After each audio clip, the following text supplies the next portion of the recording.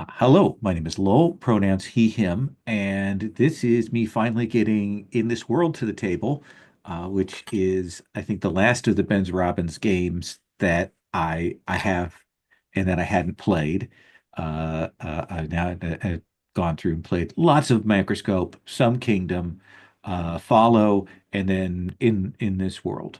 There may be others that are out there. I know he wrote an old Mutants and Masterminds module that I read years ago that he took down, but that's about it. So this is a story game. This is a GMless narrative game in very much the mode of Microscope, where we are doing particularly kind of world building without looking at characters, a high level exploration. So basically, that's kind of the concept. And the play of this is that we choose a topic, and then we come up with elements that can be associated with that topic. And then based on that, we're going to make a series of statements about the world, things that are true in this world, and we're going to kind of build that as a tableau. Then the lead player is going to start with the process of saying, okay, well, in this world, this statement that is normally true about this thing is not true, and say why.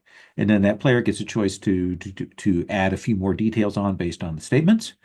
And then the following two players, in our case, will each get a chance to also make some changes to that. Then we add some more details. We name the world. That's our world. And then we start again. We take that same set of statements and we do another world with the next player getting the lead in making those choices and seeing kind of how that builds up then over time. I'm going to be very curious. It is of the Ben Robbins games that I've read, it's the one that has taken me the most readings to get my head around, like what the structure is and how it plays. So I'm really interested in playing through that. Uh, Tone is we're at a high level, so tone may vary between these worlds. I think we can leave that open as to how we're going to play that. Uh, with the idea that we do have our usual layered set of safety tools in hand for this. We have a lines, veils, and interest tab in our keeper. You can mark that out or things that you want to mark, and line being hard line. We don't want to see that in any of these tails. Veils being, if it's talked about, it's oblique or referenced off screen. We will use the X card as a reactive tool if we're hitting something that we find problematic, that we find objectionable, or wildly off tone from what we've already established.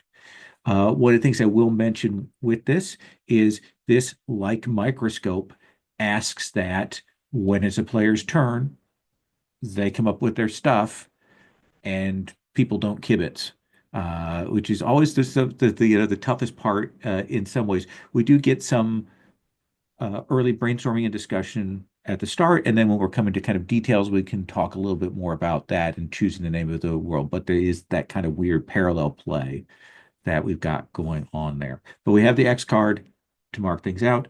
And of course, we have the open door policy should you need to step away for whatever reason from the game. Um, and I think that's the big set of things that I want to say and put on the table. We have Donna and we have Will and myself. And Will, I believe this is the last of the Ben Robbins games for you as well. It is indeed, yes. I'm looking forward to playing it. Yeah. You've managed to tick off three, no, two of the things remaining on my shelf that I need to, cross off for my mental health of like I can't buy any more games until I've played my existing games. Excellent. Excellent. Uh, so we're going to go ahead and get started here on this. And the game begins with a high level topic. And we kind of talk about this. And the game suggests that we generate some ideas, a pool of ideas of a handful of them, and then figure out which one we'd like to go with. The topic is sort of the broad scope, generally the thing we're looking at in this world. And then the elements are going to refer to uh, how does this put there? Uh, what are, for example, let's say we chose our topic as cities. They they mention roads, houses, mass transit, people, all of those things as possible elements that fit under that topic. So the topic is kind of broad. Uh, so Donna, let's build that pool. Let's go around and have everybody kind of suggest something that would be interesting as a topic. Can I ask maybe a step zero question first? Please. Yeah. Um, so the way I read it, or the way I understand it, is that the worlds we're going to come up with today are going to be completely separate, Yes. or are they like in a multiverse, or like planets in a system, or how are we taking this worlds? So Um, the framework of it is that each world is its own distinct sort of pathway with some variants on it. While we are each one is going to be related to the topic, and each one is going to share those statements, like how those statements actually get applied and whether they agree or disagree is going to vary between them. So they can be wildly differing. okay. I'm kind of wondering if there's an element of um, natural disaster or maybe really um, harsh situations or harsh climate going on here. Okay. Uh, let's put so should we say climate as a topic in the most general way, or natural Yeah, disaster? yeah. Like which would you how do you want to phrase that? Um, I mean, Ecological, I sorry, like say again. ecological disaster, because then it could be like asteroid strike or whatever, right? Rather than climate change. Yeah, Climate change is an yeah, ecological disaster. You know what I mean? Like bigger term. Uh, yeah. Let's leave it pretty broad. Yeah.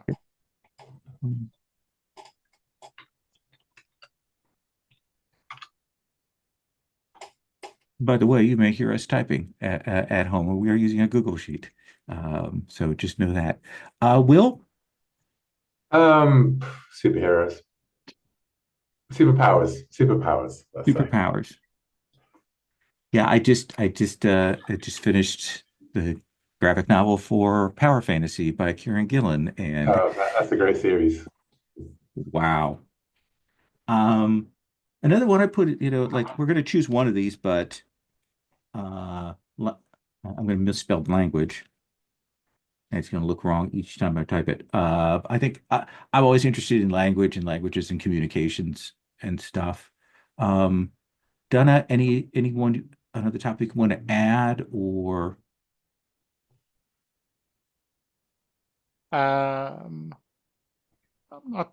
I mean, I like these three. These are all very different, and I can see a lot of potential in these. I'd be happy with any of these, to be honest. okay? Um, Will? Superpowers. That's what I want to explore. Okay. You know? So Actually, I think language would be interesting, to be fair. Be a good, interesting starting point. okay. Well, we're going to choose one, and we're going to build some elements about this. And basically, again, elements are like how these things, what are the facets of these things that we can say something about in the word that we're going to kind of build as statement defaults. Um, um, how should we decide? I don't know.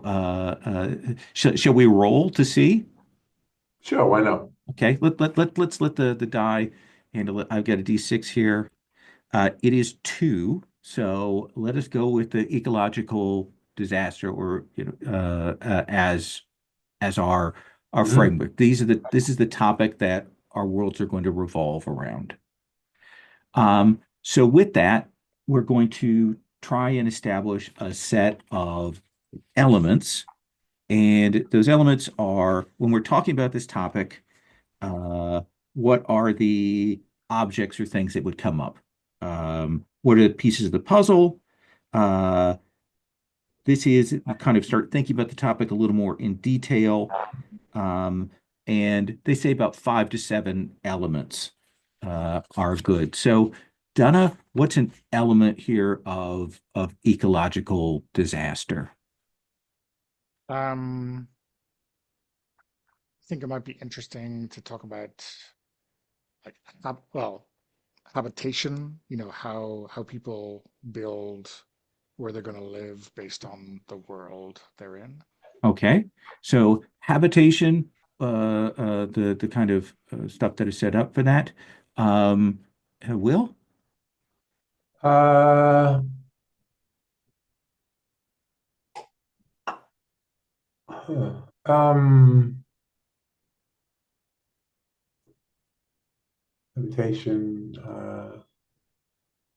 I'm just trying to think of something that's not just the immediate obvious, Well, like we want the obvious here. We want the kind of okay, obvious to start. okay. Food.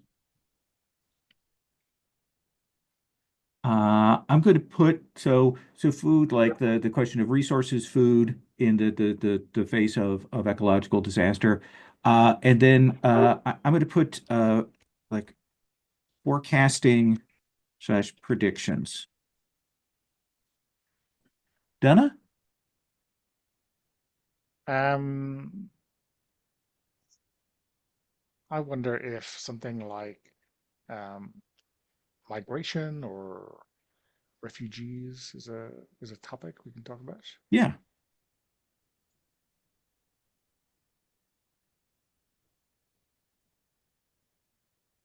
refugees, migration, resettlement. Will? Adaptation. There's going to be superpowers in here one way or the other, Will. And let me think of, I'll add one more element here.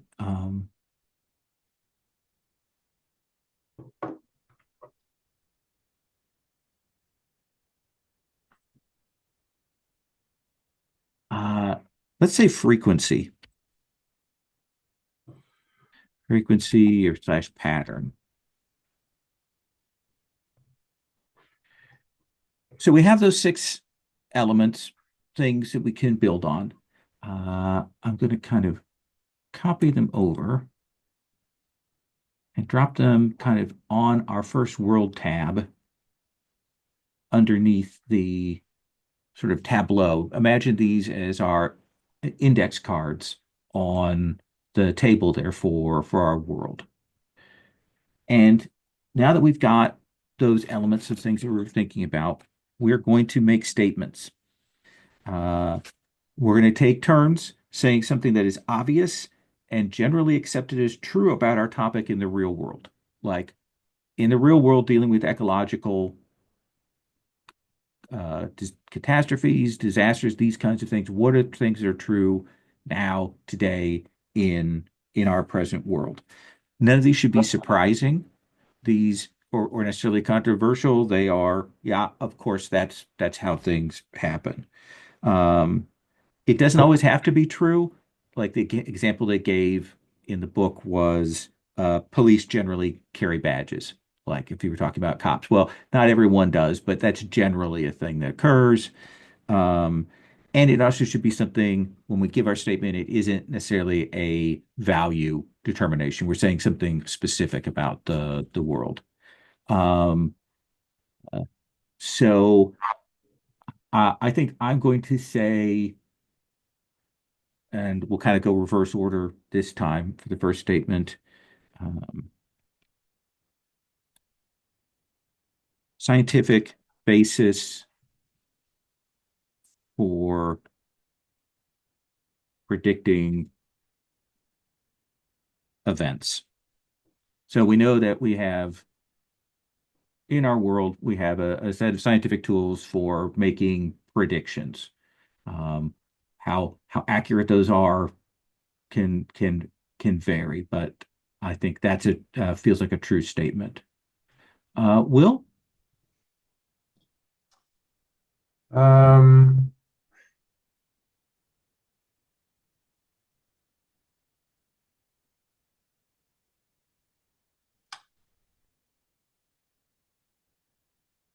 I think I'll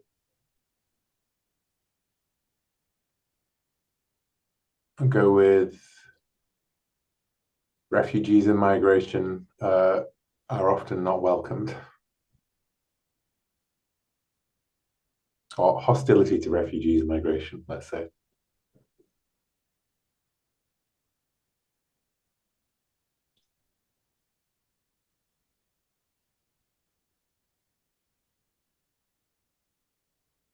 Seems reasonable. I think that is a unfortunately true statement. Um, Donna. Let's say something like systems are often slow to adapt.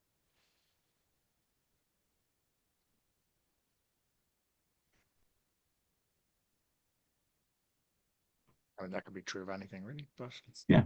Uh, uh, so do we want to say like what kind of do we want to say the governments or do we want to say infrastructure or like what do we mean by systems? Or you mean um, patterns of human behavior? yeah, What? I mean, maybe let's link this to habitation. Okay. Um, patterns or means of say housing or whatever are slow to change.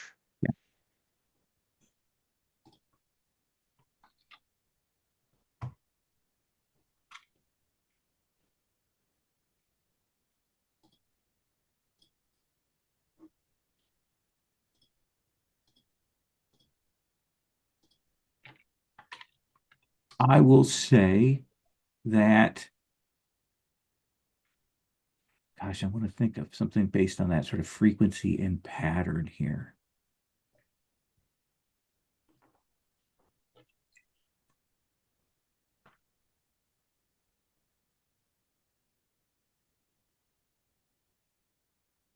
If we're saying the real world, I think what I'm going to say is uh, uh, increasing rate of climate disasters and events. Does that seem like a reasonable thing to say? So this world has that. Yeah. Um, Will. Um,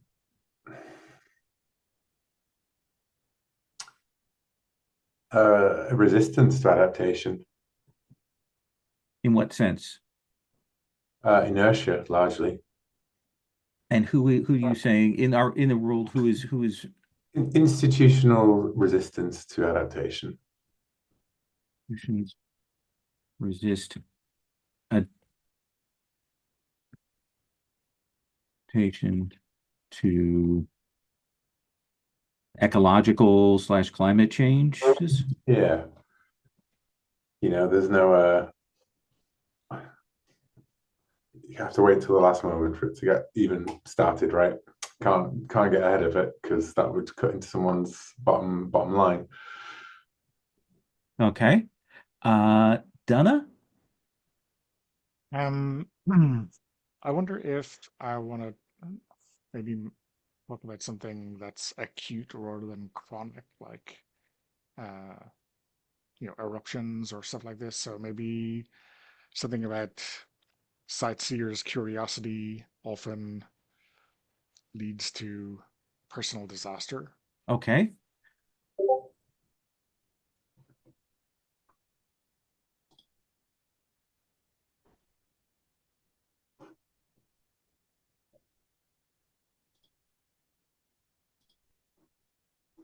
I like that. Um, I think the other thing I'm going to take the food thing again, and I want to say um,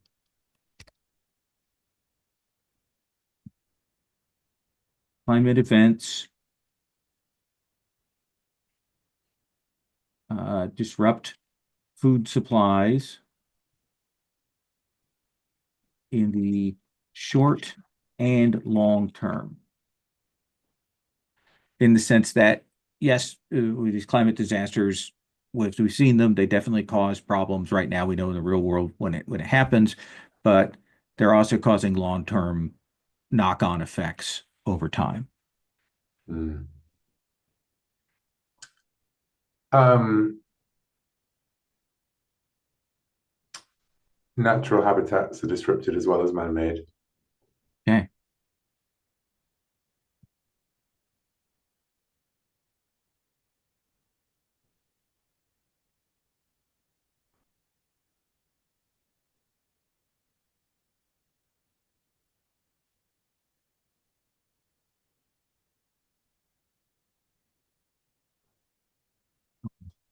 Donna? Um, I wonder if maybe something kind of media oriented, like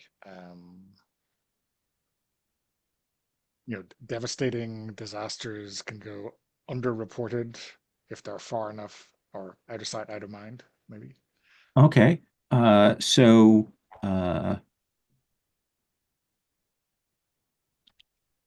is that location Uh, maybe determines response? yeah, or proximity. Yeah, proximity can determine attention, maybe.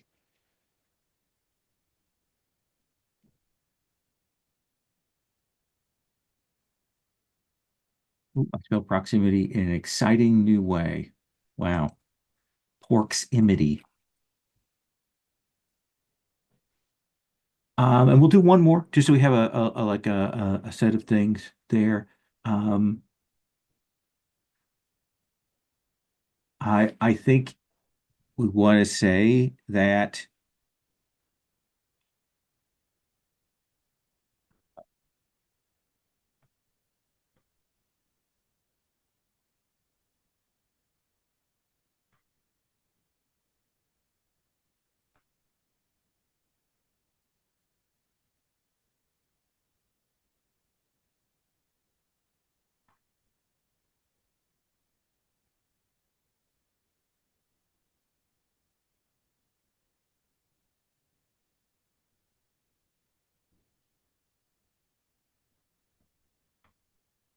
I'm conservative political forces disbelieve evidence of ecological issues. Does that feel fairly true? Uh, and will. Um,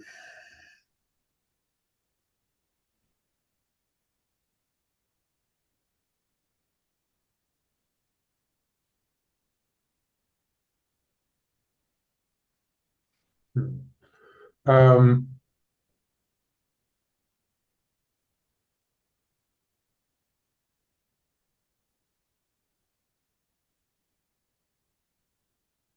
just looking at the ones we got, I'm like, well, these are all very true statements about those elements, and I'm not sure what is left to be said. So food supplies in the short and long term. You know what? No, again, it's just I'm just rephrasing the institutions resist adaptation because I was thinking like adaptations simpler, like regressive almost in terms of I'll give you another example. Like we could, if you want to talk very commonly, we can go very basic, like weather is the most common cause of ecological mm. is a true statement. Things like that are really they seem obvious Yeah. or reasonable to put on the table. So the sentences can be about more than the elements then, I Right. suppose. Yeah, okay. Then I will go with yeah,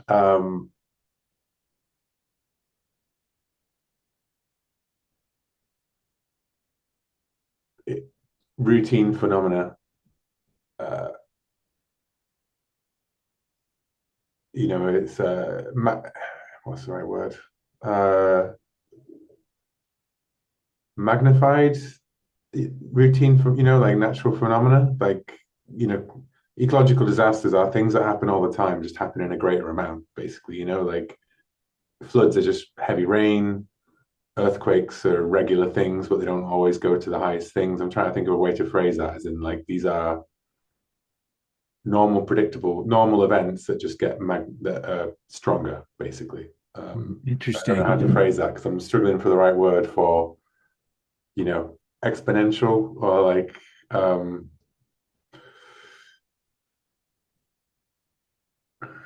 you see what I'm trying to say, but Yeah, yeah. I I'm trying to can't think. think of a way to write it in like a sentence.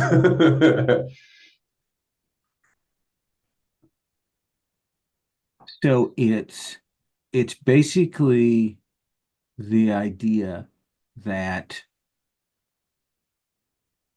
uh basically that small small ecological events can get compounded and become more intense. Is that kind of what we want to say, or something else?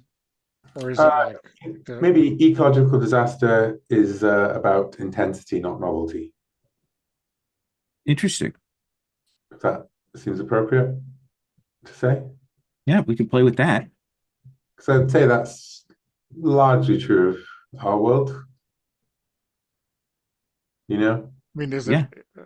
you could say something like the forces that cause disasters are evident every day. Hmm. Yeah.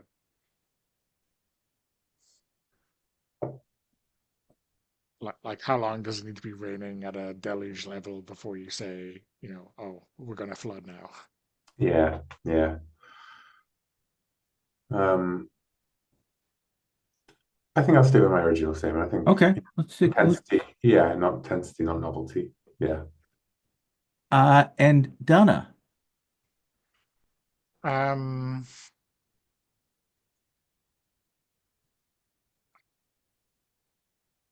I think, what do I want to say? Something like people are inherently short term or short sighted. Is Uh, that unfair or cynical? But no, I think people generally uh, uh, are when you see the short term impact. okay. Yeah. Think short term about ecological impact. Yeah. Okay. I think that is good. So that gives us our first world, and we're going to play around with that. We kind of hide the elements that we've chosen, and what I'm going to do is duplicate that. And the play cycle is now that we're going to choose a lead player, and they are going to pick one of these statements and describe how it is not the same. And then they have uh, two statements that are still true and show how they mesh, and may then kind of say a broad thing about what this world looks like. And then the other players are going to add on to that. Um, so, Donna, if we start with you, uh, which one of these do you want to begin with? And I am going to screen share briefly for folks um, here. Uh, which one of these do you want to pick and say how it doesn't hold true for the world that we are exploring? Yeah. Um, there's so many opportunities for wishful thinking here, Yes. but I I want to go with the scientific basis for predicting events. Okay. Yeah. So Uh, tell us how that's not true. And I've kind of left a space underneath that if you want to add some notes or thoughts yeah. to that. I wonder if in this world, um, whether systems are inherently unpredictable for any kind of scientific efforts, and in fact, people tend to rely on, pseudoscience or maybe even elements of divination to warn them of upcoming disasters. Maybe a bit of folklore. Um, So in our world, uh, uh, people can't use or don't have scientific methods for making those predictions. yeah, yeah. Okay. Uh, and then you can pick after you've kind of put that in there, up to two statements, and you don't have to choose these, but two statements that are still true within this. Um,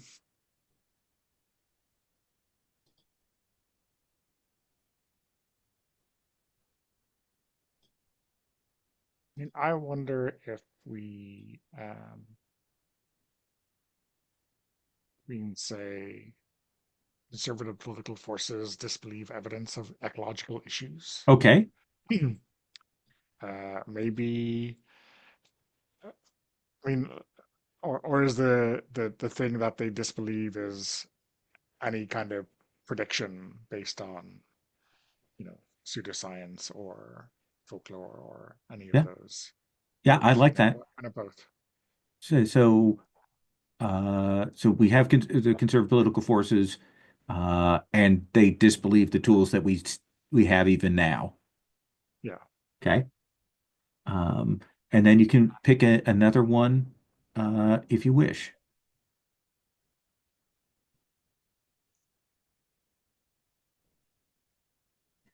Um, yeah, I think let's confirm the increasing rate of climate disasters.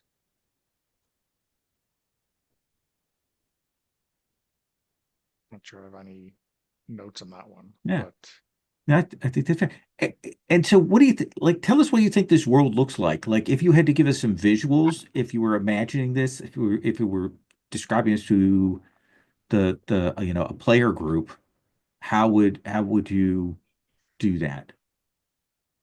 yeah, I think maybe we have a very politically charged polity um,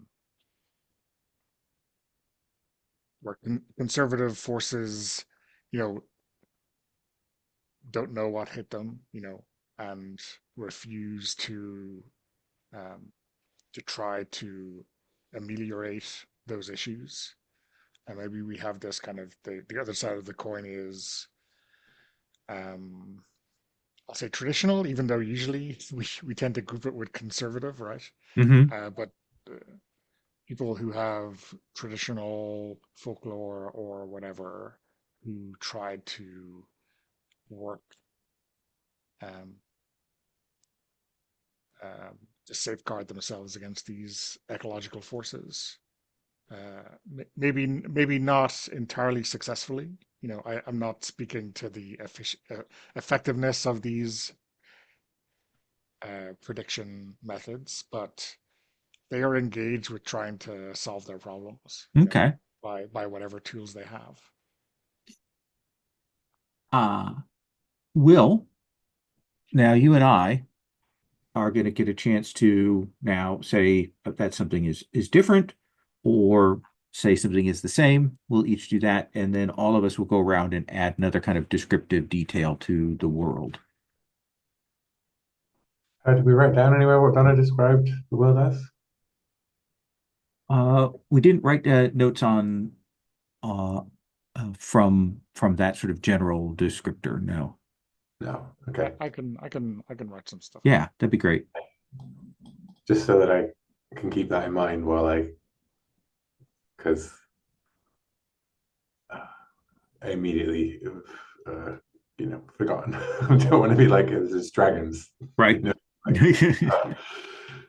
Um, so I get to say something is different, something is the same, or add detail. I guess it's add detail. That's a bit where we need to have that level of stuff. What I think is different is that the hostility to refugees and migration.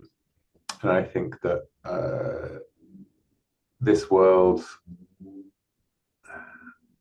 has a is less national is like less nation based, like less sort of border based, and has always had a more free movement of peoples. Nomadic. I think nomadic uh, and migrations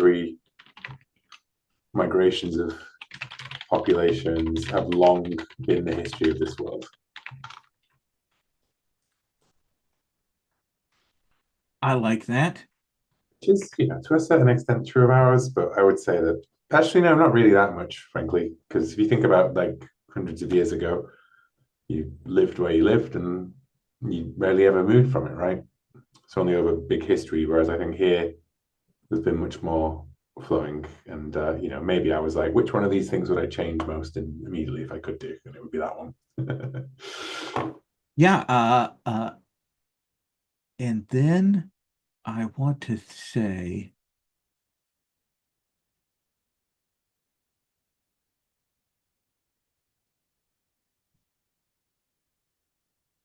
I think I want to say that we've got the conservative political forces disbelieve in the evidence of ecological issues, and we've got a kind of a folklore tradition system for doing those predictions.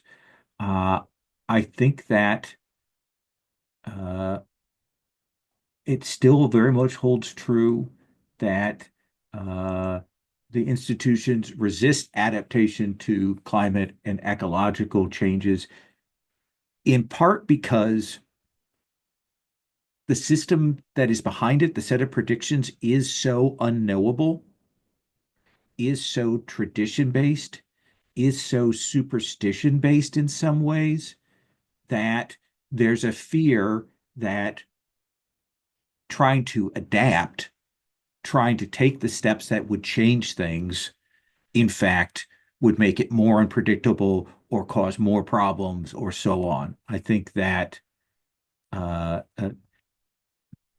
fear of broad changes of any kind make people wary of big project adaptations. There's almost a kind of like a Tower of Babel thing. They're afraid that if we were to build like something to help or seriously protect or keep us safe, that would only make things more uncertain. It would make things worse. That kind of superstition and fear. Um, so that's the other players. And now we're going to go around one more time, and each of us is going to add a detail. We talk about something we see in this world. Donna? Um, I I wonder if I can add a detail to this. This sightseer curiosity that I added initially. I wonder if Sure. there is um like people make pilgrimages to sites of disasters, maybe in the expectation that they can intercede with whatever's causing it. I like that. Um, it certainly fits within this. Will, what's another detail you want to add here? And again, that can be to something we've already established, or just in general, or to something we haven't touched yet? So now it's just add details, not things that are different. Correct. Okay. Um,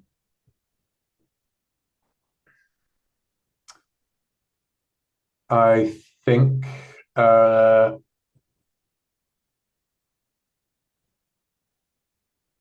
what people generally think short term about ecological impact. Location and proximity determines attention. I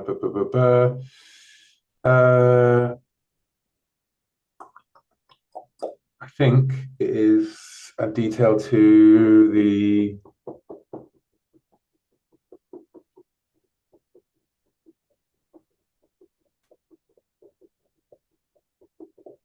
well, the ones that immediately spring to mind have already got some detail added to them. You can build on further. Build on it. Yeah. Yeah. Yeah. I'm going to go with the due to interest with people rely on folklore, divination, or pseudoscientific methods. And the detail I'm going to add is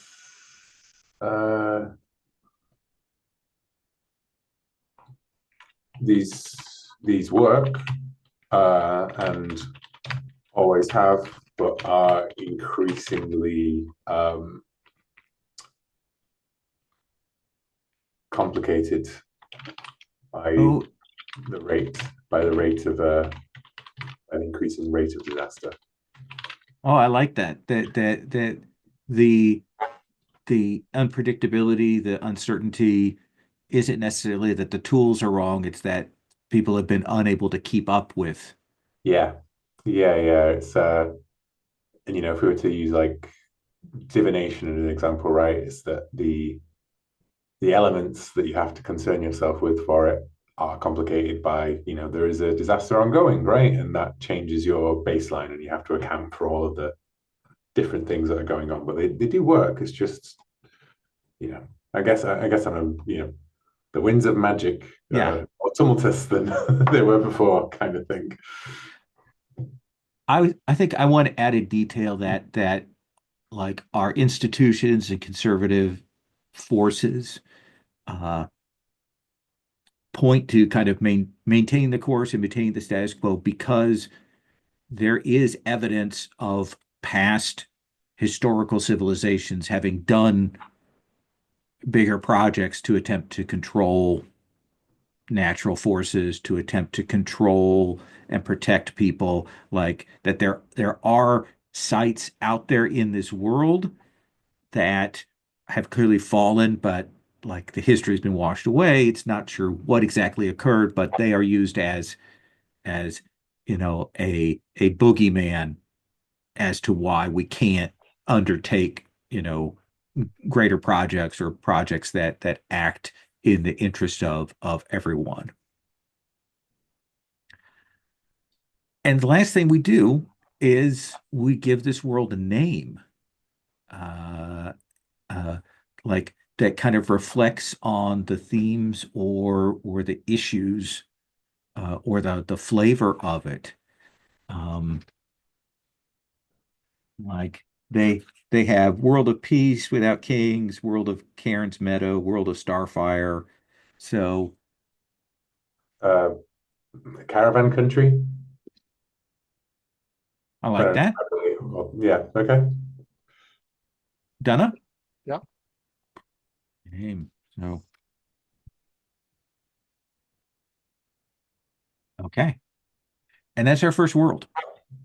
Okay. Uh, so we're going to take five and we're going to come back and we will have Will pick one and we'll go through that same research history. We're going to do that, Yeah. once for each of us. I wonder which one I'll pick. Yes. All right. So take five and we'll be back. So for World Two, what we'll do, and we'll do for our third world, we've just copied the statements that we made from World we initially got them as a table. If we were playing at the table, these would have been done with index cards, and we would now essentially flip all of them back over to the starting state. We'd have like a little piece of paper that we had written our world one things on. We put that to the side and we'd go on to world two. So, Will, you are the lead player for Mhm. this. So, you pick one statement and describe how in this world, as opposed to our own, it is different. Do you mind if I just clear all of the existing entries? Well, I've actually got world two as a new tab with a clean set of statements. Oh, it's got a full set of statements on mine. Oh, no, we keep those statements. Oh, But we keep these statements as yeah, we go. we keep these statements for each world. But now we go, you choose one and say, okay, how is this in this world? How is this not the same? Oh, I see. We don't do the different element. We don't do the different topic ideas. We do the different. Okay. Yeah. Okay. Okay. Right. Interesting. So one thing that's different and two things that Yeah. are the same. I'm going to go with increasing rate of climate disasters and events. I'm going to say that's not different, and I'm going to say this world has always been Okay. riven by ecological disaster. So, the difference is that it's always had a stable set. Is that the difference? No, it's always been incredibly unstable. Okay. Rather than an increasing rate. Okay. Yeah, Okay. So, Riven hit by this constant sort of Death World style kind of exactly. Yeah, yeah, okay. yeah. Um, I mean, I don't know if either of you have ever read the Broken Earth series by N.K. Jemisin. yeah. Yeah, that's where my mind immediately went when we said ecological disaster. And I know that that's actually a world that wasn't always driven by it, but as far as they're concerned, like that's all they can see, right? Uh, Uh, yeah, I like it. And then you can pick up to two statements that are still true from the ones we've got here and tell us well, describe how they connect, how they mesh with what we've got. um, Natural habitats disrupted and additional to man-made. I go with that's true. All life has had to adapt to this unpredictable cycle, not just man. Um, and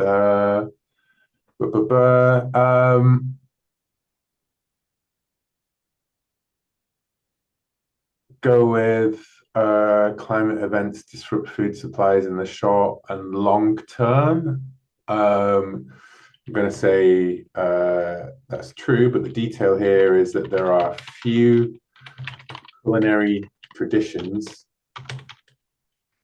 because the the there is no predictable ecology from all the time. A constant starvation edge requiring adaptation. I love it. Uh, and then like, what is the picture you have of this world? Describe to us what you're imagining, visual, civilization wise, whatnot. Um, okay, well, I'm going to not go for the N.K. Jemisin Broken Earth Okay.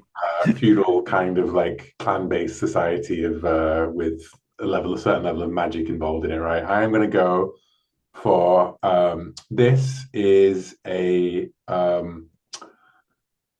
extremely high tech um, like colony world, like it is a place that would maybe not be inhabitable at all if it wasn't for that technology, uh, so I will write something there below a world of storms and shifting lands where technology allows mankind to survive alongside the the swift and flexible fauna of the world. Nice. Yeah. Uh, I want to say colony world. I mean, yeah, who knows where humans came from? Who cares? I right. just think like, it's not, maybe let's not think of just Earth, let's think of like wherever, right? Uh, and then I'll go, and you can put something different, something the same, or add a detail. Um, I think I want to say that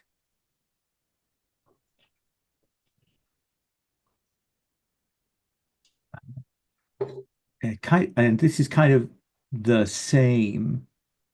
Actually, I think I want to do something that's different.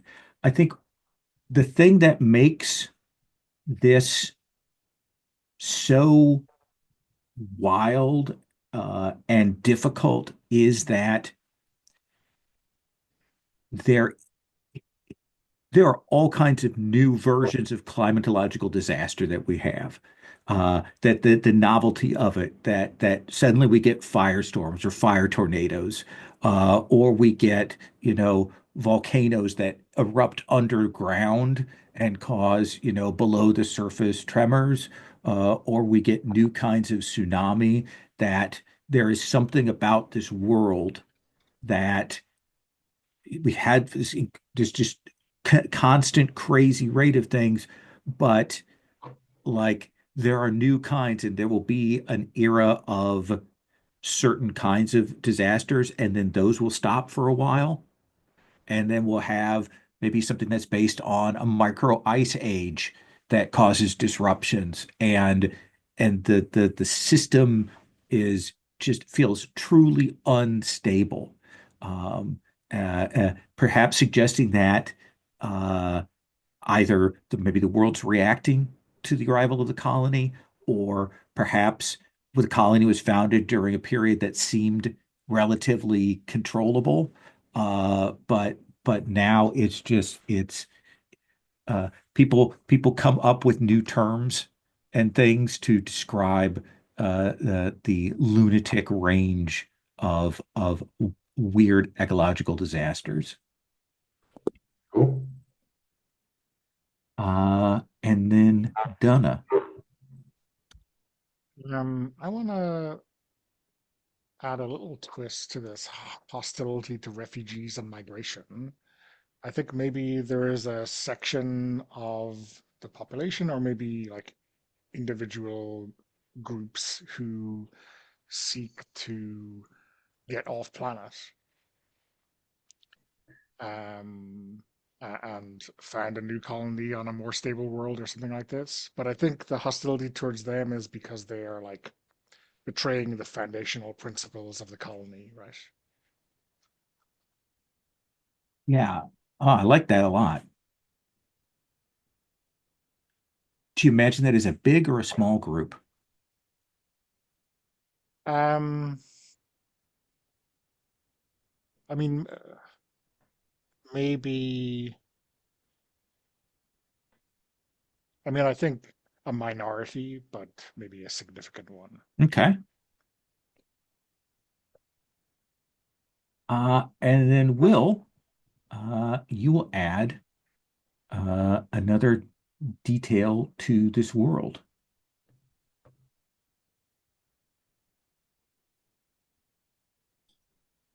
Uh, there is an extremely accurate scientific method for predicting events. Um, yeah, they know when it's going to happen, they know where it's going to happen, and they know that it's going to keep on happening.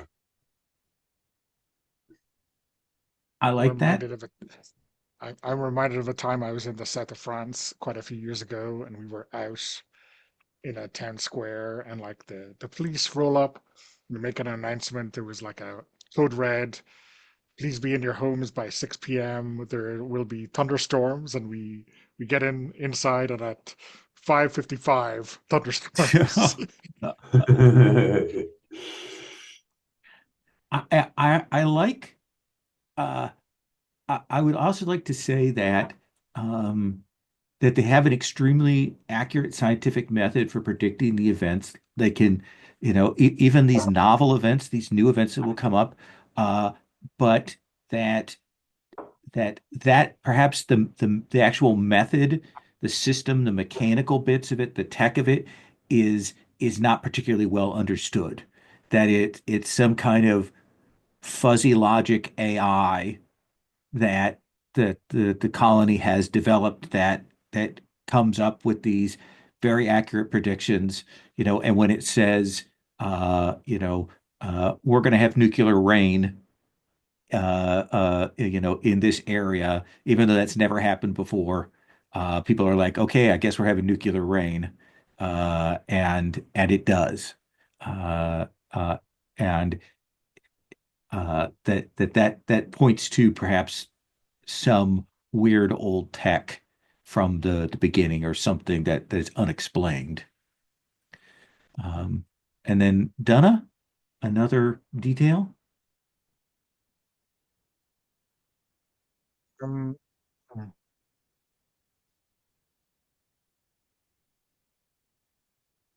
I wonder if there are some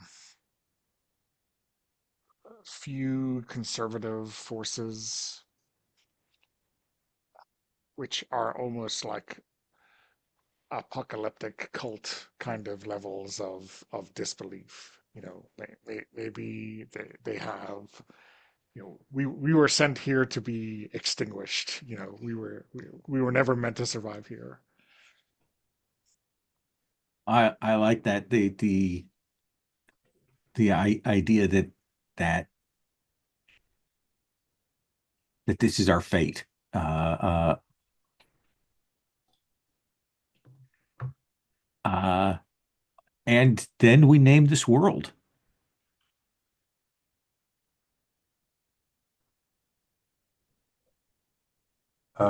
Storm's End. Ooh, I like it. Donna? I mean, there was never a Death World 4, was there? Or was there a Death World 5? I don't know. We'll call it Death World 5 Storm's End. Mm. Best sequel, frankly. One of those series that really hits its stride, like Yeah. five in. First of all, not so great. Yeah. It's funny because I just last year started rereading that series, um, because you can find like I don't know, probably illegally, like all of Harrison's books in one big Kindle edition. I have never actually. I think I've only you wrote the Stainless Steel Rat, right? Yeah, yeah. Yeah, Yeah. I think I've only read Stainless Steel Rat, like a couple of them, and not the rest. They were very much his sci-fi stuff was very much the big thing when I was in, grade school, middle school. So that was very much my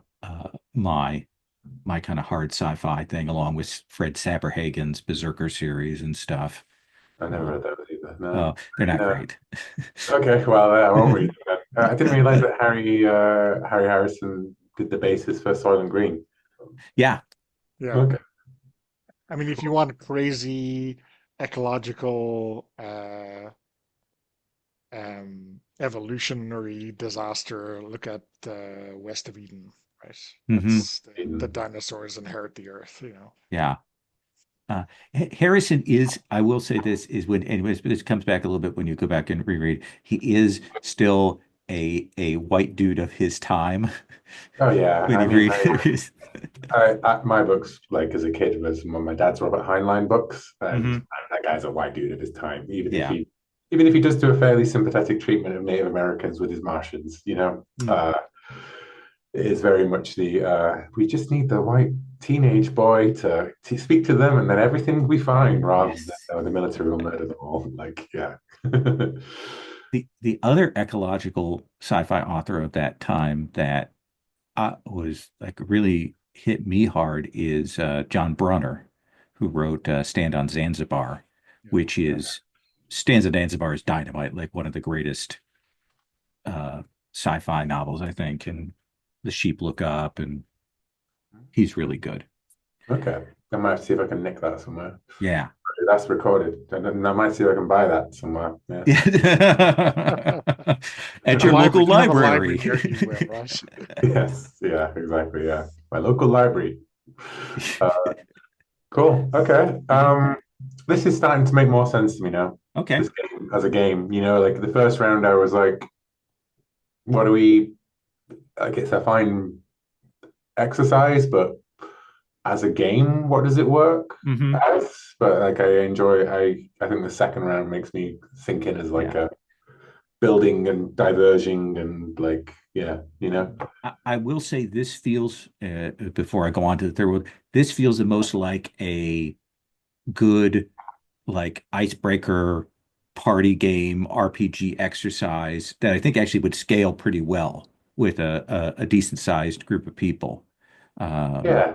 I think it'd be a really cool basis for like you do this and then you do microscope, mhm, you do kingdom or mhm. whatever, right? And then you do the other RPGs that you want to play in that world. Yeah. I think that'd be I if only I hadn't succumbed to my local group's demand for more Dungeons and Dragons and said I could do this and It do is the math. downfall of all gaming groups. Yeah, So yeah, everything falls back to D20. I mean, I'm running yeah. Mutants and Masterminds right now for the local group. So there we go. Uh, so I think for my world, I am going to pick the patterns of housing are slow to change. And it is different in this world. In this world, uh, everyone lives on giant mobile animals, city-sized beasts, creatures that have adapted on this world. And they live on these creatures, shells, or maybe inside. I'm not entirely certain, but one of the things is that these creatures are mobile. So as the climate disasters and ecological systems change, these things will move to better areas, and even the biology of the creatures themselves will adapt and change over time to deal with heat or cold or things like that. So I'll type that in there.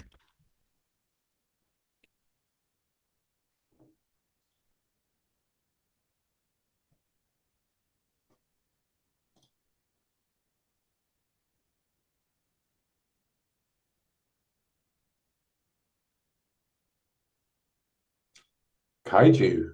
lol. I never Yes. just thought the two things would ever come together. I was about to say turtles all the way down, but Yes. Yeah, yeah, yeah. Um, and two statements that are still true and how they mesh.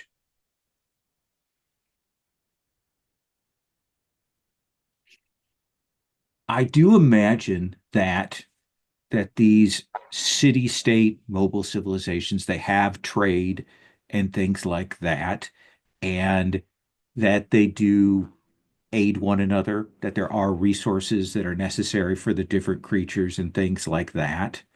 Um, and kind of in an analog to location and proximity determines attention, I want to say that uh, younger and smaller creatures, essentially the newer city states or the newer creatures, like if they have issues, the bigger city states are going to ignore those. Like they're going to focus their trade and attention and assistance on the bigger established things that they have connections to. Creatures get pushed aside.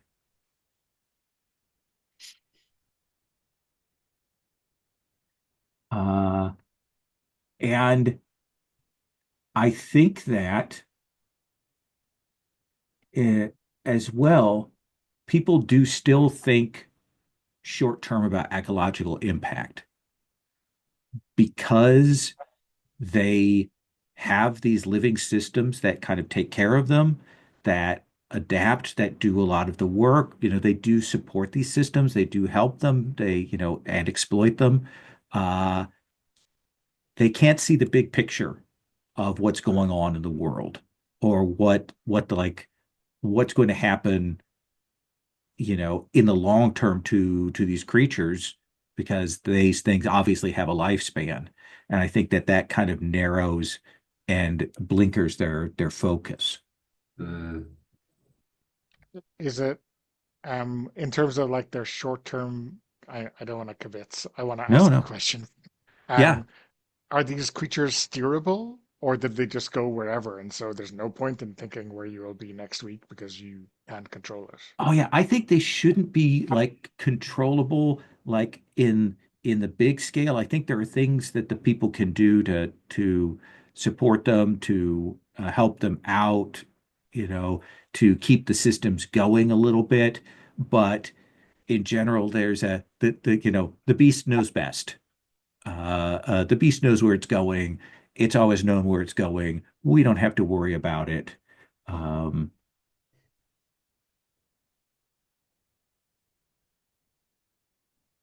and I do imagine that this is a world, I think, where we have, oh, what is that? What is that British sort of YA sci-fi series with the moving cities? Mortal Engines. Yeah, Mortal Engines, sort of that style, huge creatures, and we have multiples of them. I imagine that there are some of these creatures that have had ecological collapse. And I think that there are moral values that are placed on that by the other city states and, perhaps even carrion cities that feed on the corpses of dead cities to, increase themselves. I imagine kind of a biodiesel punk look to the place there. That kind of combination of bone and fluids and serums and gears. So that's kind of how I'm envisioning things. Uh, Donna. Um, I think I want to highlight hostility to refugees and migration. Ooh, Building on what you just said, Lowell, I think while it's exceptionally rare, when your when your kaiju dies, it is seen as a moral failing, and there's no way you're letting those people come onto your into your city, right? Mm. Um, They already killed their home. yeah. I would let them yeah, kill yeah. ours. So I guess insular, right? Whatever we call these things, Hmm. uh, the city states are insular and xenophobic, I guess. I like that. And then Will. I think I'm going to go with, I mean, predictably, I'm going to definitely do something that's not the same in this world as opposed to something that is the same right in detail. Okay. I'm going to go with climate events disrupt food supplies in the short and long term. I think that actually something about this world is a bit like the Nile Delta. Actually, food is in abundance. Like um, food production, and natural resources are extremely abundant by the ecological changes.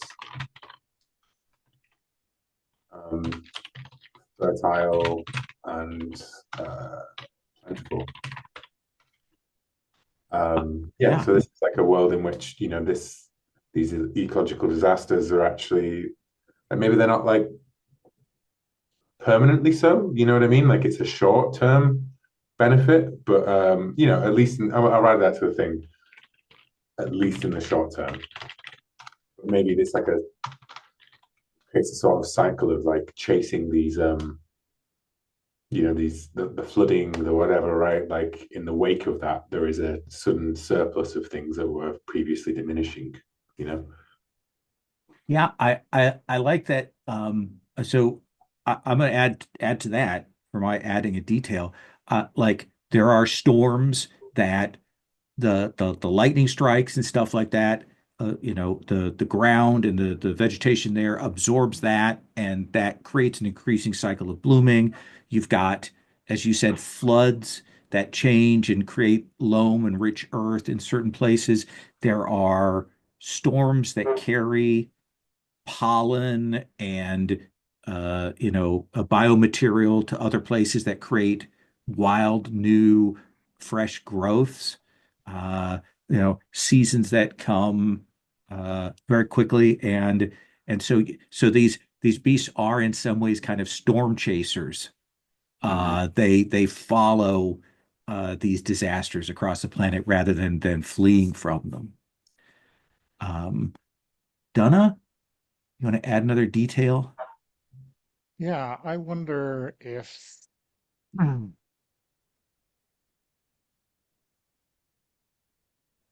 wonder if there is, in terms of the increasing rate of climate disasters and events, like maybe despite the extreme longevity of these creatures, it seems like they're dying more often now.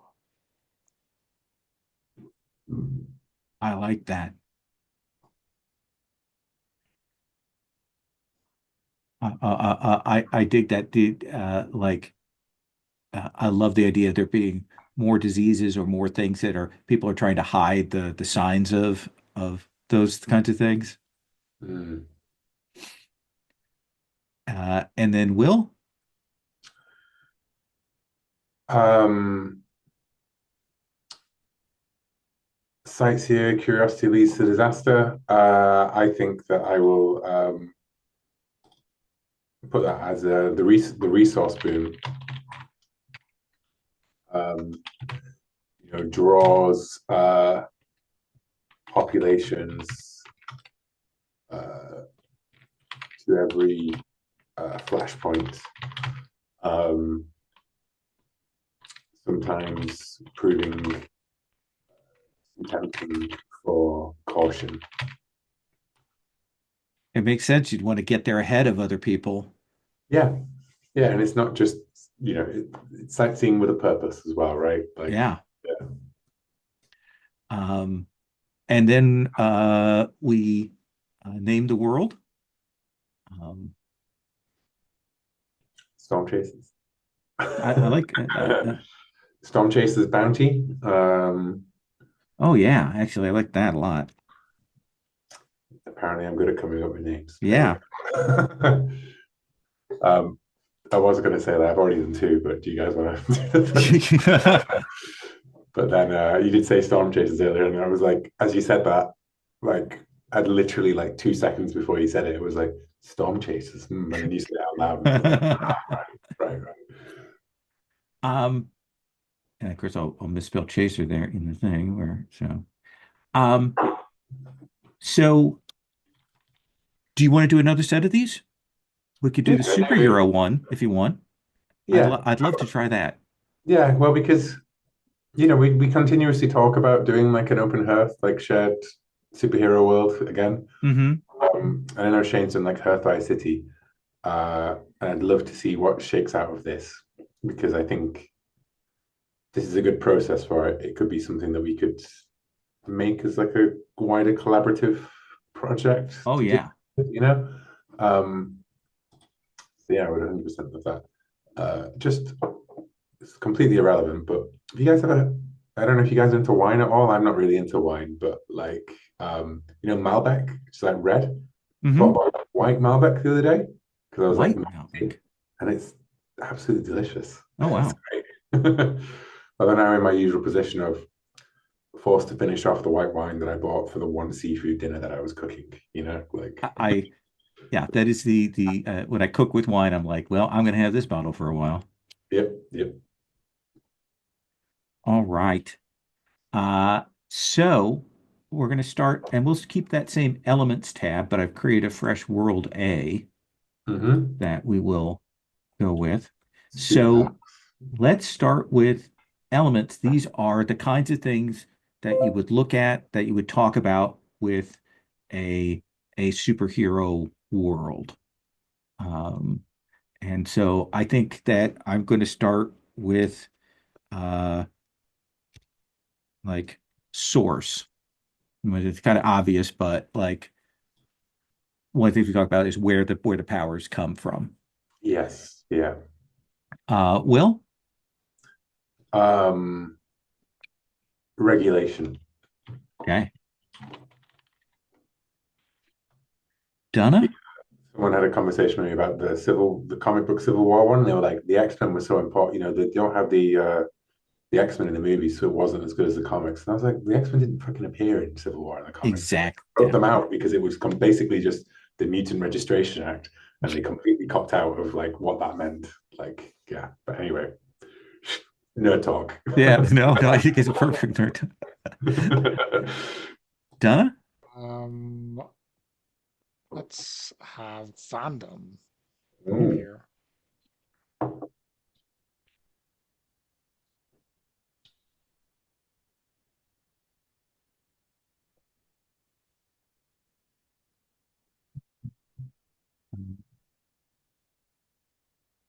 Um, which do I want to say here? Um,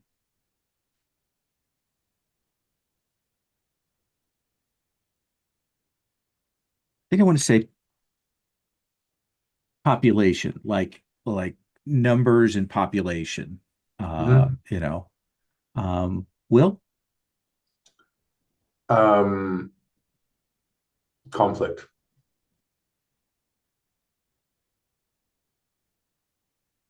You could have a superhero Um, world where everyone's just Right, like, yeah, I right. can fly. Like, I'm not gonna punch people in the face, right? Like, how stupid would that be? And Donna? secret identity. Okay.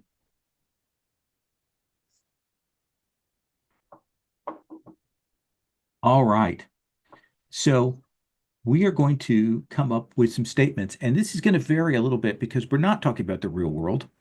We are creating our real world for this particular superhero thing, a kind of a baseline in some ways, right?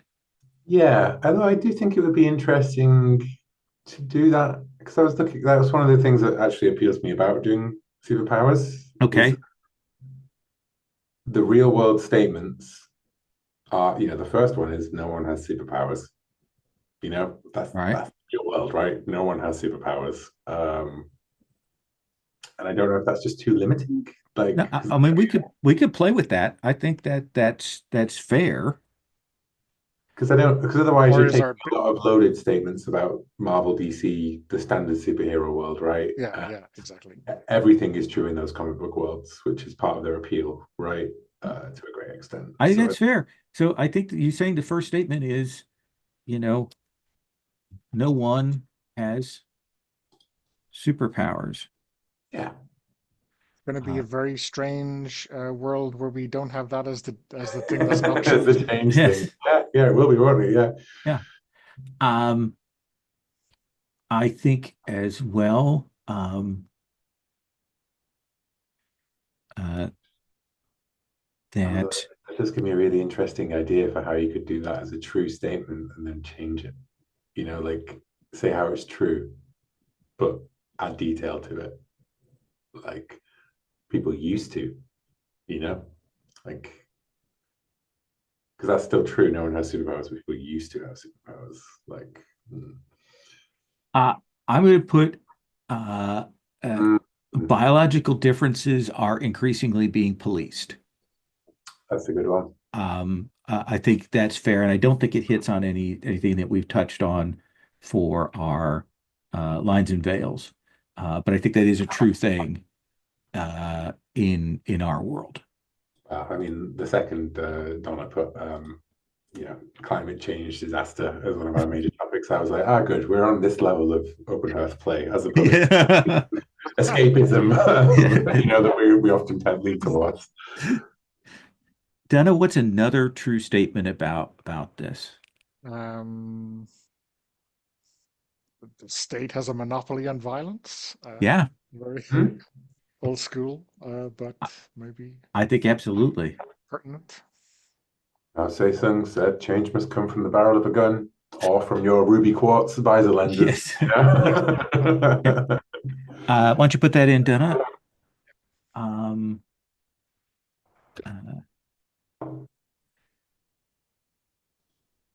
uh, Let me think another one. Um, Well, yeah, I did. No one has superpowers, didn't I? yeah, so yeah, that's you. Back to you. Well, Yeah. So I will do. I can't type in the one that you are doing, so I'll type in another box. I will do that.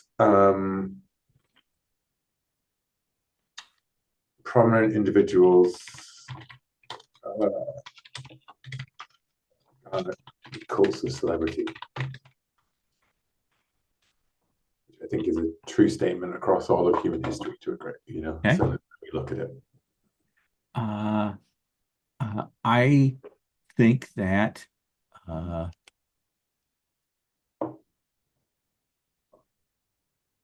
state and corporation work against anonymity and alternate identities. I'm going to misspell identities twice, 3 times. Basically that it's in the interest of corporations in the state for people to have a singular identity that they can sell to and track and not allow people to have essentially secret lives. Donna? Um, hmm,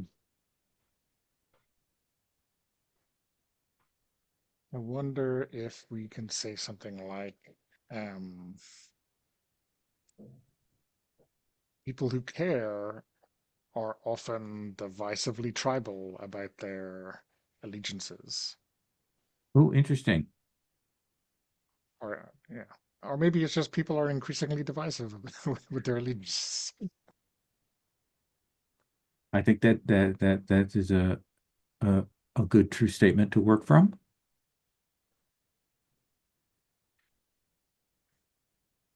It's interesting when like I once worked with a woman who was like approaching 70, like just a few years ahead of retirement. She voted for Brexit and everything. And then I asked her like, oh, but your parents, you've got a Russian last name. And she was like, oh yeah, my parents came over like just after World War One and like settled here. And I'm like, okay, so there's no irony or hypocrisy in that, right? But Yeah. like everyone had much stronger national like characters and stuff, but like on an individual level, it seemed a bit less like, kind of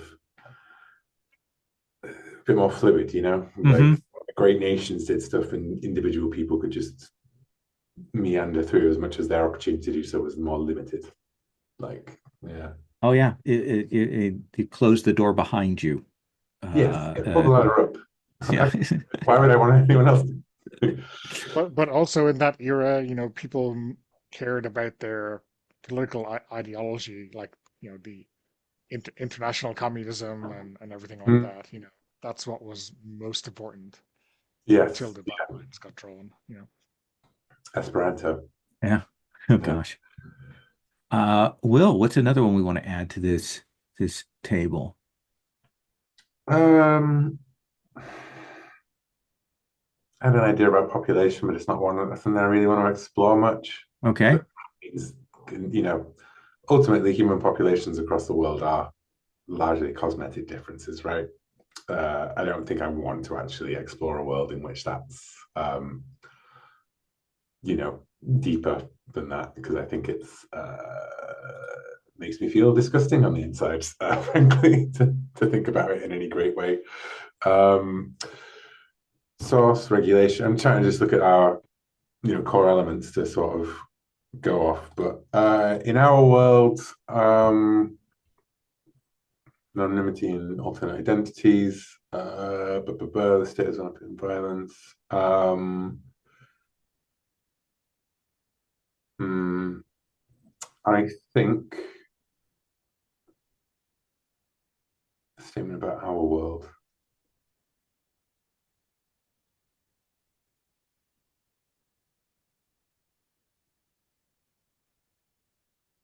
You know what? It's another no one has superpowers style thing, right? Okay. Uh, there is no evidence of a metaphysical concept of right and wrong. There is no physical evidence of a metaphysical concept of right or wrong. Okay. Ooh, that's pretty abstract. Yeah, but an Yeah. interesting statement that I can think of multiple superhero world. I mean, every superhero Yeah. continuity has actually there's a god of some kind, right? There's a hell, there's a whatever, right?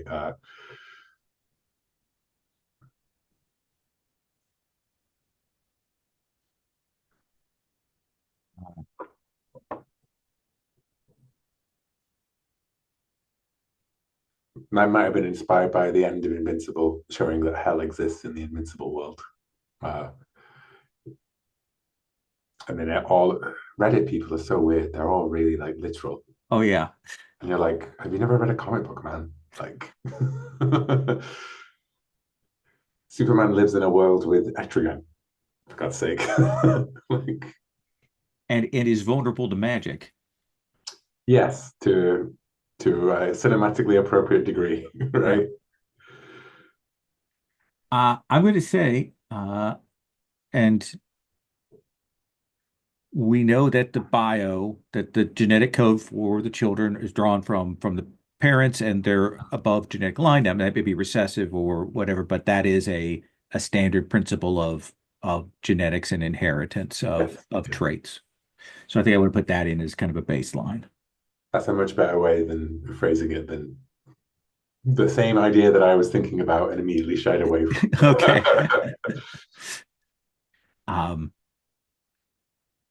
Donna,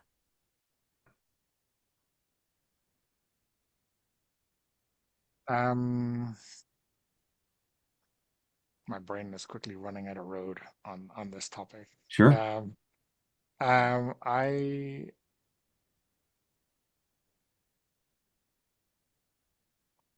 wonder in terms of secret identity.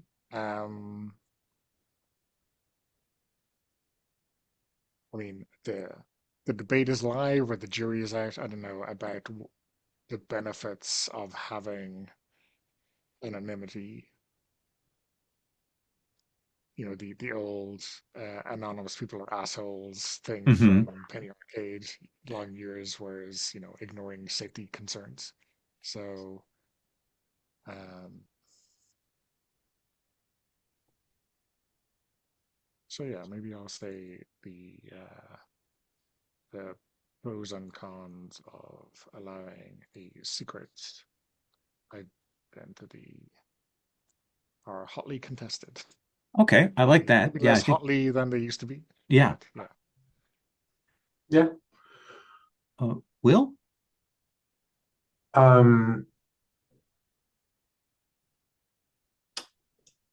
Technology is the best means of overcoming difficulty, of overcoming challenges. Okay, I like that. Always be Batman, right?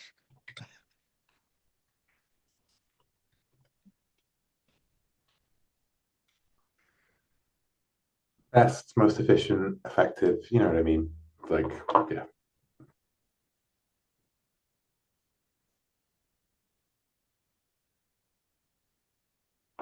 Vigilantism is illegal except in places where it supports the state or dominant ideology. It's still legal there. They just don't enforce it. Correct. Yeah. Yeah. It uh,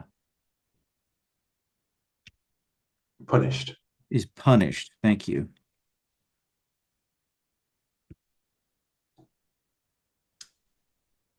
And Donna? Um,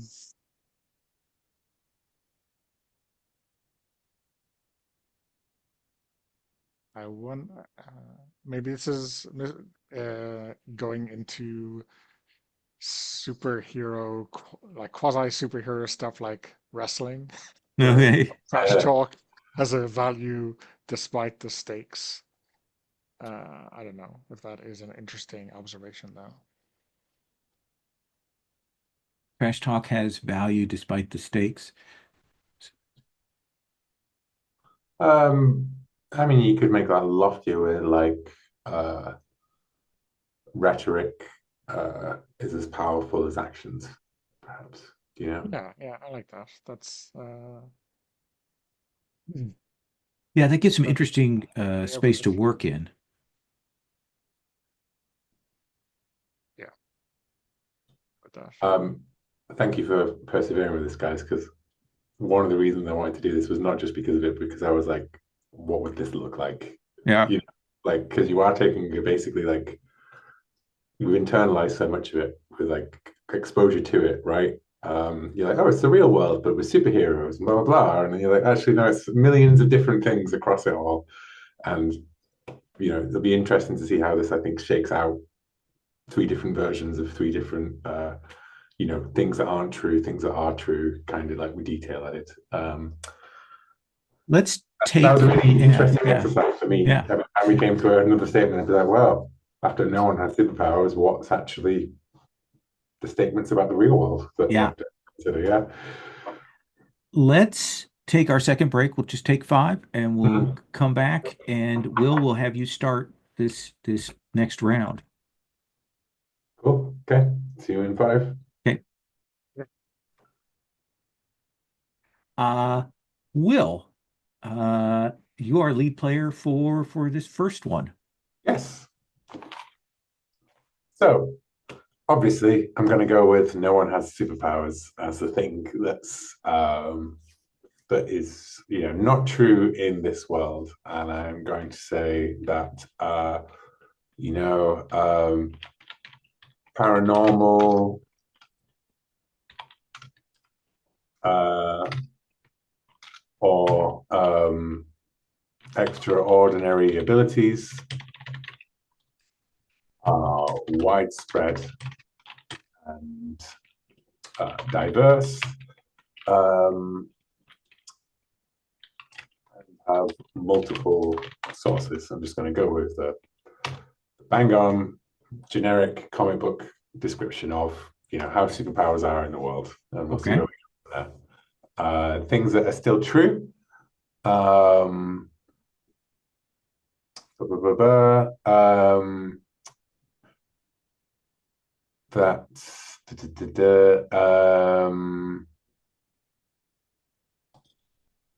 technology is the best means of overcoming difficulties. Technology and science has adapted to, has adapted and built upon the opportunities and idiosyncrasies of superpowers. There's always the Star Labs. Mm-hmm. Um, and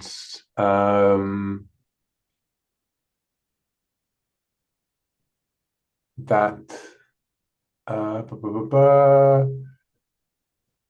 There is no physical evidence of the metaphysical concept of right or wrong. I'm going to say, to date, no superpowers have confirmed theology or, uh, you know, uh, I'm going to say, an afterlife. Divinities, afterlife, that kind of thing. Okay. Theology is afterlife.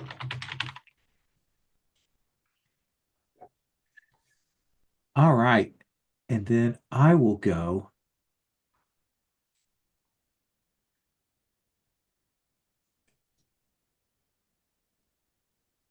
And I think that I'm going to say in this world that, and this is kind of a slightly different, slightly the same, is that the state still claims a monopoly on violence. Mm. Um, that that means that if super beings join themselves to the instrument of the state, they they get unfettered or less fettered ability to enact their violence. But those outside of that, state mandate, state control, state approval, are, uh, you know, punished, regulated, persecuted, etc.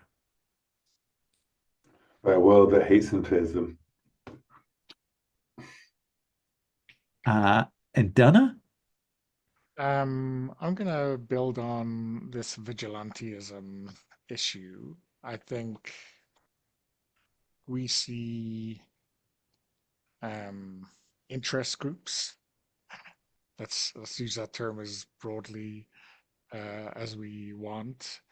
Adopt uh, superheroes to further their ideology.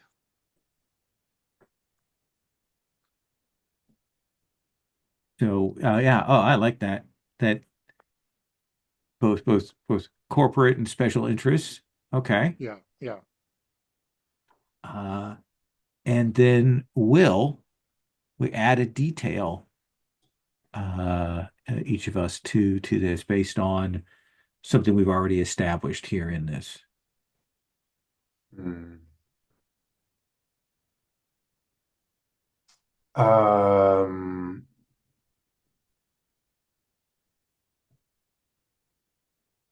but children inherit biological traits from their parents. But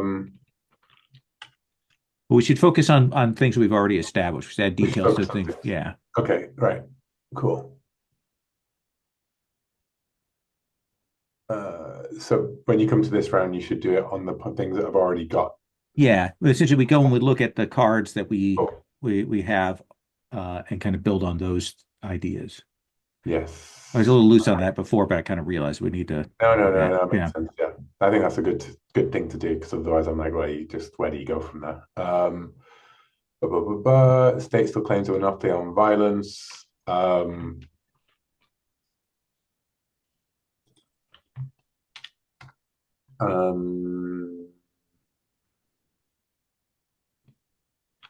you know what? Technology is the best means of overcoming difficulties. Uh, um, Means of empowering individuals are well established and repeatable. Uh, we Ooh, should have interesting. done what this world looks like, shouldn't we? Oh yeah, yeah. Let's do that, and then Donna and I can add Yeah. another detail. So, what are we picturing? What are you imagining there? I'm picturing a world in which superpowers have been, I think, around and not a novelty. They're not new. They've been around for, you know, they've been recognized and well established for a long time. It's not the hidden world that they often are in comic book worlds, like where it's like, yeah, there were people running around in the 17th century who had superpowers, but they were just legends and myths or whatever, right? I think that this is a world in which the existence of superpowers has been commonplace.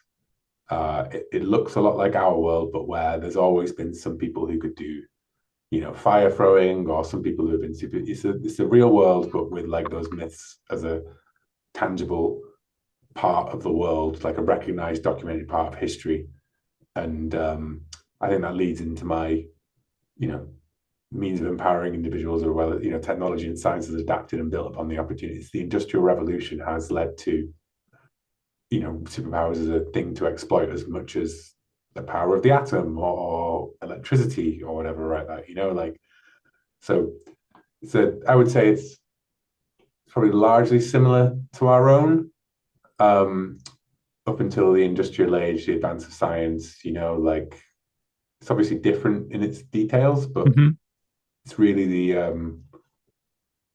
our ability to shape the world around us, and to, because I would argue that up until like 100 150 years ago, like mankind's impact upon the planet was relatively surface level, right? Uh, we've not we could harvest, we could farm, we could do all those things, but we didn't understand any of the things behind it. Whereas that scientific knowledge has been able to tap into superpowers and turn it into some, understand them. I dig it. Uh, I want to add a detail to the no physical evidence of metaphysical concept of right and wrong.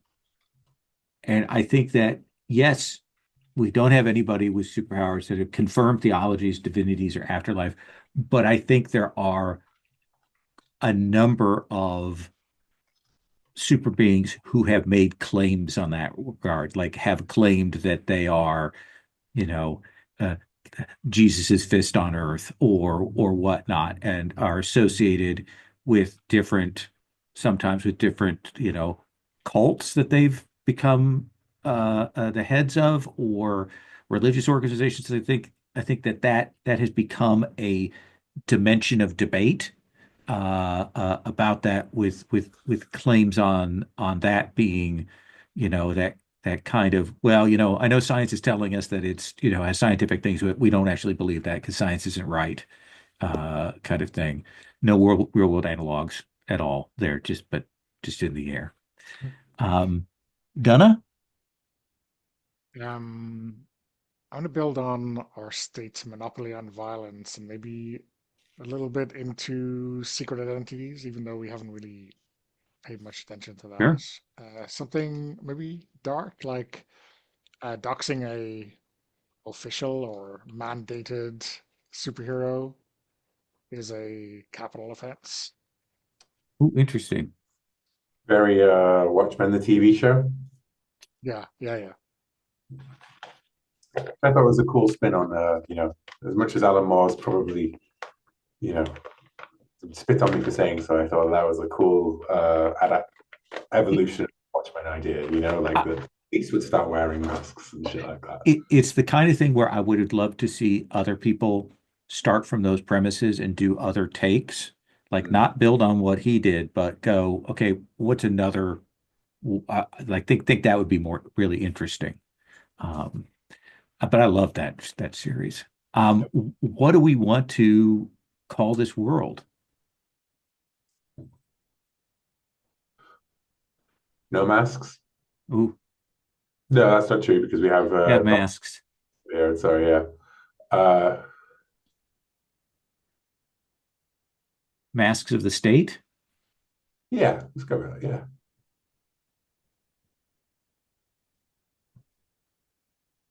Okay, I'll move that over.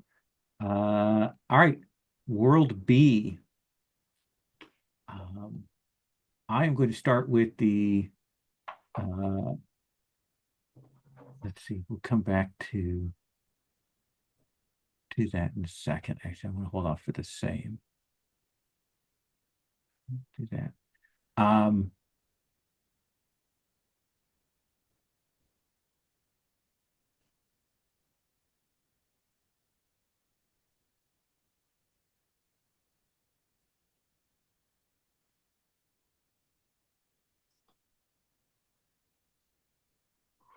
so I think that I'm actually with this difference uh, is, and it's kind of just this, I think that the state and corporations work against anonymity and alternate identities. I think that in this world, in fact, there's an effort made by corporations and the state to control the knowledge of who actually has superpowers. Mm. Um,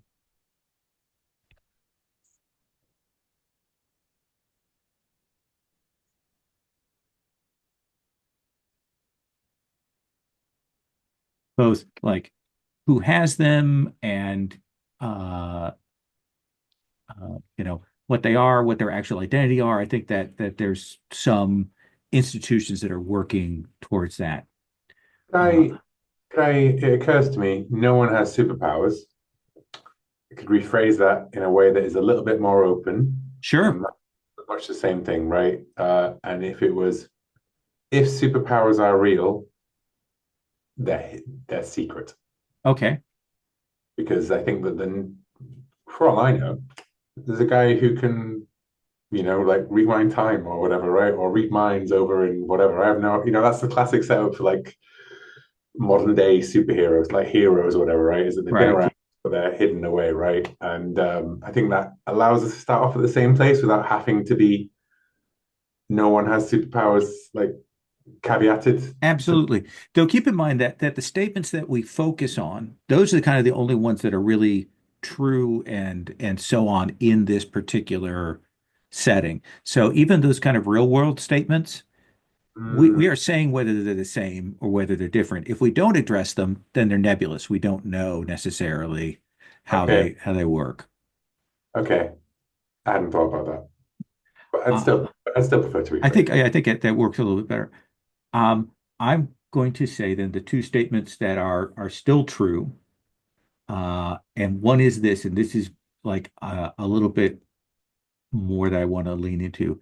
I think that superpowers appeared, let's say, the Tunguska blast or some period there, early 20th century. And at that point, superpowers appeared evenly distributed across the globe in different populations. There was no central where there were a greater number, but just an even distribution of people who had powers across the globe at that time. But there's been no other incident like that. And everyone who has superpowers is descended from those original people who got them. Mm, That they, that, uh, you know, superpowers are inherited uh, all power from inherited from the a same. an alpha generation of global supers from uh, the 1910s, we'll say. Um, and I think that's part of the reasons, like one of the things is that then those people would have been fairly public. Some of them would have been hidden, and like now knowing who actually has powers or tracking the lines of those powers uh, would have been good. I think that has resulted in that same thing that uh, Donna said with the prominent individuals go cult of celebrity. I think there are royalty families of super beings.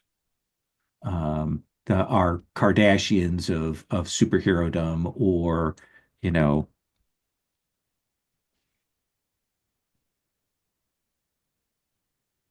And tied in with the corporation aspect. This is very Lazarus, but with super people. mhm. Yeah. Lazarus is such a great comic. Um, so yeah, those are the two. And I do think that this is a world that has a lot of supers of varying ages. I think that there have been those both corporation and government pushes to have superheroes migrate to them and to have children. Um, I think that there are some there are probably some dark shit that goes on with that. I think that just for the sake of it, that artificial insemination does not work with this. Just to kind of take that kind of hostile biology off the table and things. Um, but that this is a thing. Uh, but that because this started at so evenly distributed, that has caused that the different continents do have a relative except for some migratory patterns, relatively similar numbers of supers, um, uh, depending on things there. Really, there can't be that. So that would explain why there are many of them to a degree, because if you think about if it starts in the 1910s, then you're talking less than a few hundred people. Less than 100 people can effectively be descended from someone who started breeding in the 1910s, Yeah, right? yeah. Depending on how widespread that alpha generation is. Sorry, I'm kibbutzing. It's just an interesting No, thing and to I do. think it's a really interesting question about like what are the numbers? How Well, can you trace that? yeah, what was the population of the Earth in 1908? What, 2 billion was it? Or so it's fourfold, right, since Yeah. then. Yeah, fourfold. Yeah. So, Yeah, I don't know exactly what the numbers are at the start, but I do Yeah, like the idea, especially if you've got, Latin American continental supers arising during, that by the second generation they're into post-colonial and anti-colonial movements by the 1950s and such in these different areas. So that's my setup. Donna, uh, you also get to now add things there. yeah. I think I'm going to add a difference that technology is the best means of overcoming difficulties. I think superheroes, and we talked a little bit about the kind of brain drain or recruitment efforts, right? So I think superheroes are really how countries and maybe corporations get things done. mm, Um, I dig it. Yeah.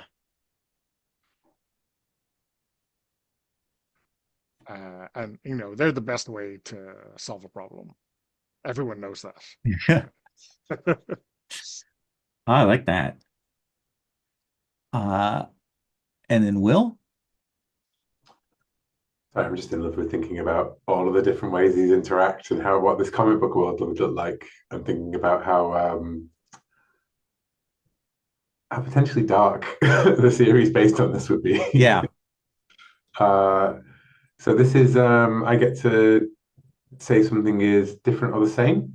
Different, Or the same, or added detail to something we've already established. mm,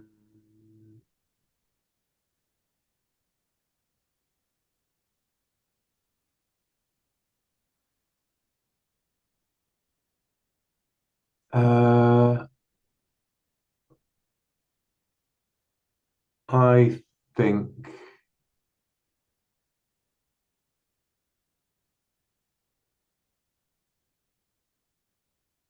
I'll add a detail to corporations control knowledge of who has superpowers. Um,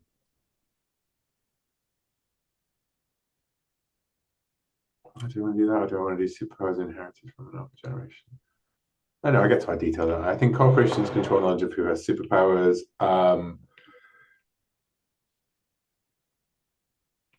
Corporations uh, are affiliated with certain legacies, though these are not always purely like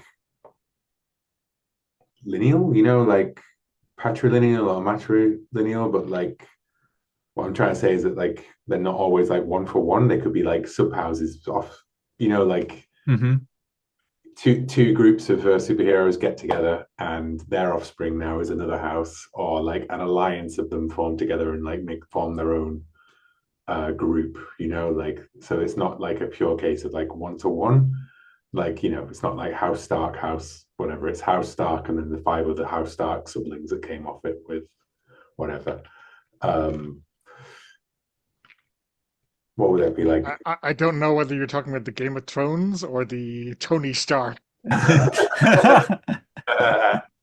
mean, he gets around apparently, Yep. Yeah, yeah. Shell corporations Yeah. of the Starks. Um, yeah, there must be a word for that. But you know what? By like just a single bloodline uh, origin, you know, developed, I guess, you know. So, you know, the idea that the corporations control knowledge of who have superpowers, each corporation has interests with certain legacies, let's say, but, you know, and like being part of those legacies obviously like makes you useful to that corporation for whatever, right? It's all developed along those lines, but there's a very like great game being played between them where it's all splitting off and it's, you know, like there's all as different people decide that I'm gonna make my own. Yeah, Succession, but with supers, you know. Yeah, exactly. I've not watched Succession actually, but Yeah, I yeah. only know the sort of the outline of it, but yeah. Um, so then we all go If you around. love to hate people who are terrible, Succession is the show for you. Okay. Should I only do that when it's like crime and I know that someone's gonna die during Yeah. it? I mean, it's only not crime because they're too powerful, you know. Uh, I'm going to add another detail. I think, and this is to the sort of children inherit biological traits from their parents. I think there are like cases of, people appearing with superpowers, and there's always a rush to, oh, is this a new line? Have new supers appeared? But inevitably, there's the trace back to the child out of wedlock, or you know the powers have skipped a couple of generations and have now appeared. That it's not a one-to-one. Not every child of a super has super beings, but the potential exists that they could pass those genes on and create them, and that creates some weird, History Channel shows. Yeah, uh and also like one presumes that it's taken a while to work this out, right? So like people who got their superpowers in the first generation and no one knew about them because it was the 1910s, right? But the mhm. line is just expanding without any. Yeah. Right. That where they find a hidden group of supers in the Andes, in the 1950s that had been untouched or had relatively little contact with the outside world, kind of thing. Oh man, and depending on how it's distributed, maybe by like the year 2025, this tiny population of people in the Andes is like the single largest concentration of superpowered individuals in one place in one culture. Oh, I like that. I like Anyway, that. Yes, yes. this is Uh, interesting. yeah. Donna, your chance to add a detail. Um,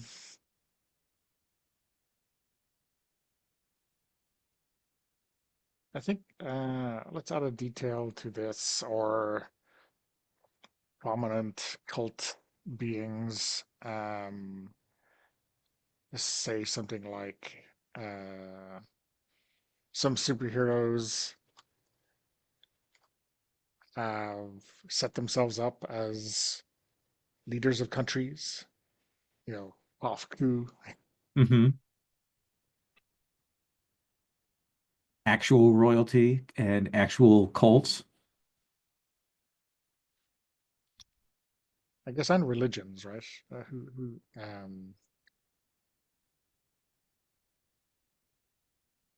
Yeah.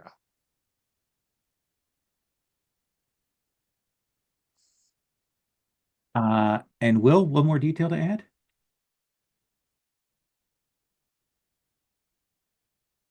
You're muted. My brain keeps wandering down what all of the implications of this one is. You know, Oh is yeah.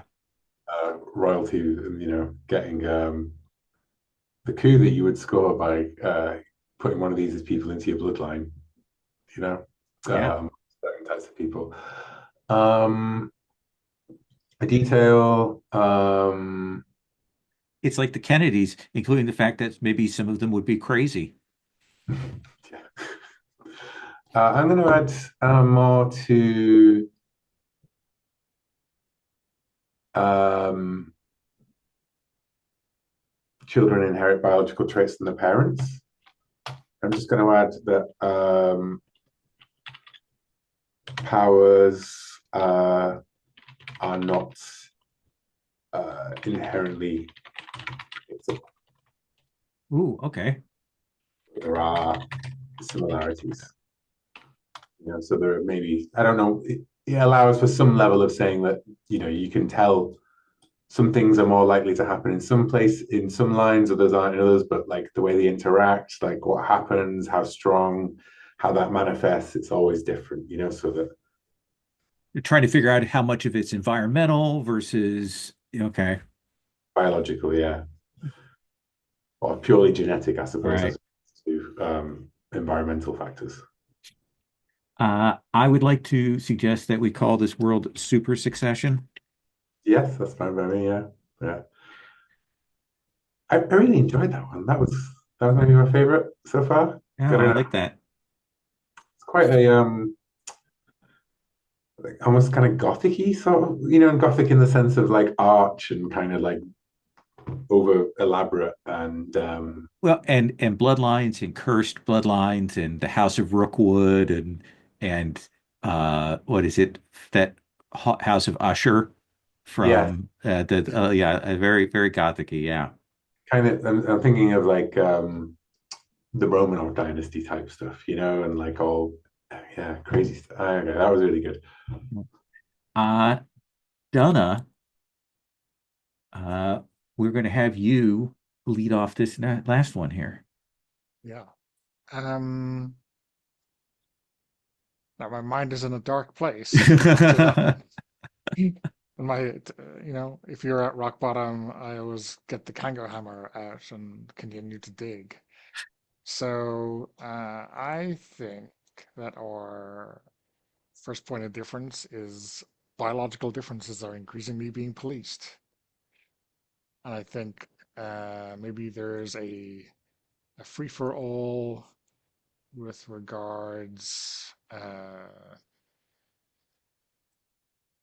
self-improvement uh, and genetic manipulation. Oh, okay.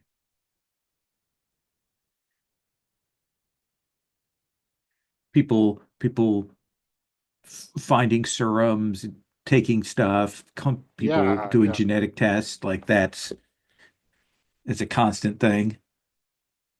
yeah. I think it's a limitless uh, kind of universe we're talking about. I love it. Um, and I think a point of similarity will be the state and corporations working against anonymity and alternative identities. Because I think what we have here is, um, patent fraud slash theft of those genetic enhancers. You know, the genie has been let out of the bottle. I like it.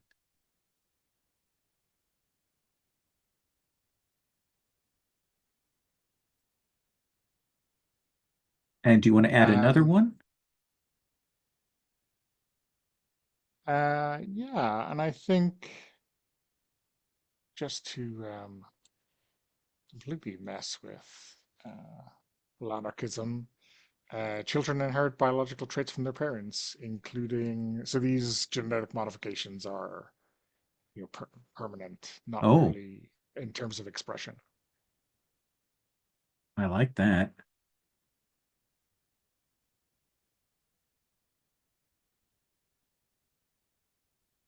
Will? Oh no, tell us broadly how you're picturing the world first. I'm sorry. Yeah, I almost think like this is a world where the primacy of the state fell away much earlier than maybe it has in the real world, and where corporations are trying to maintain their power now against this kind of supercharged individuals. So uh, almost post corporate or like corporates trying to do whatever they can to retain their power. I like it. Will? Hmm. Um,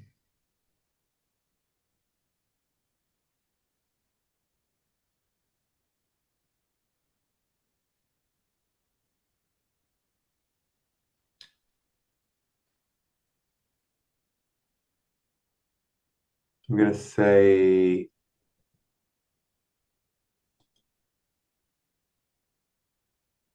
vigilantism is encouraged.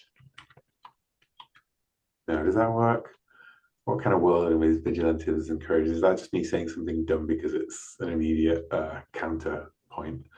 The world where vigilantism is encouraged, Well, that's most superhero worlds in a lot of ways.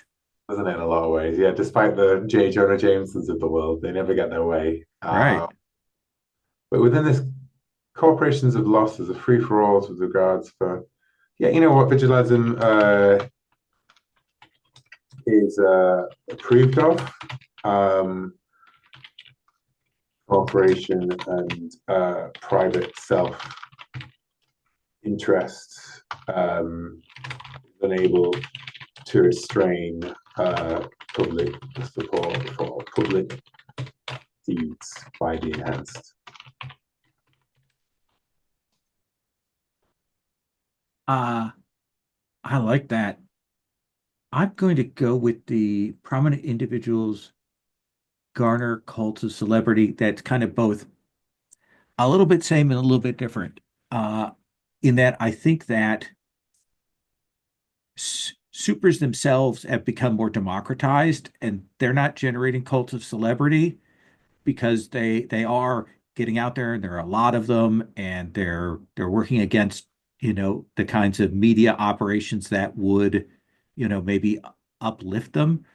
But I think the cult of celebrity is there are a set of doctors and technicians and people who know how to make supers and have that and they have become the cult of celebrity, probably fleeing government regulation or corporate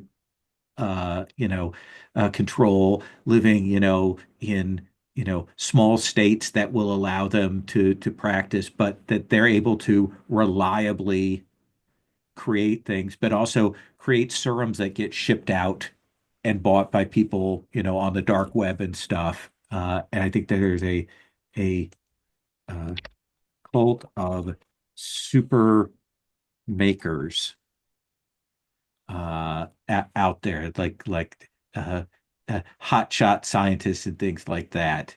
I imagine that there is a Musk analog who has taken over and claims to have created something, but in fact is working off of the backs of others, and probably a metric shit ton of super charlatans out there. Um, At but least, I can just imagine the dodgy ads, yes. at least one person who's like, you know, I have superpowers. Here's all yours. Here's the superpowers for everybody. Like Hmm. everyone. Yeah. Um, so uh, then we each get to add a detail. Okay. Donna? um, I think this is almost, is this a counterpoint or just adding on to the cult of supermakers? Is that these corporations are attempting to create a, let's call it Superman, um, as a like an ideological center for their cause.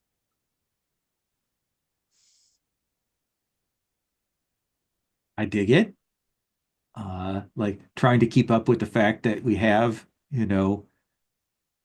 so many supers outside their control to get somebody who's bigger and better.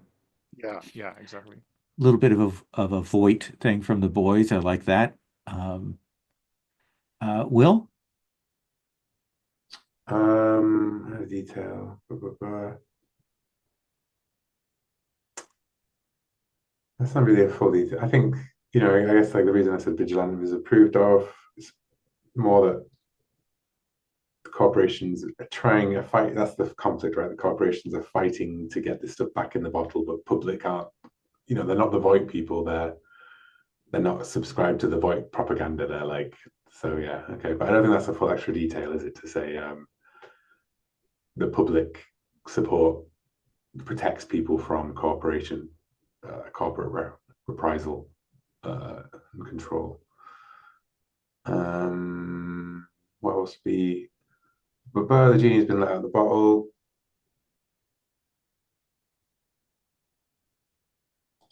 I'm just going to add to that is that as you said, corporations complex legal existences rely on the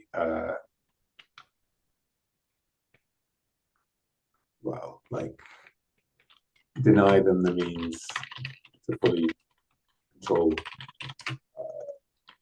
superpowers. So basically, like they wrote all of the existing state apparatus out of existence, like you say. They claimed all these powers and abilities and everything, right? And they disappeared.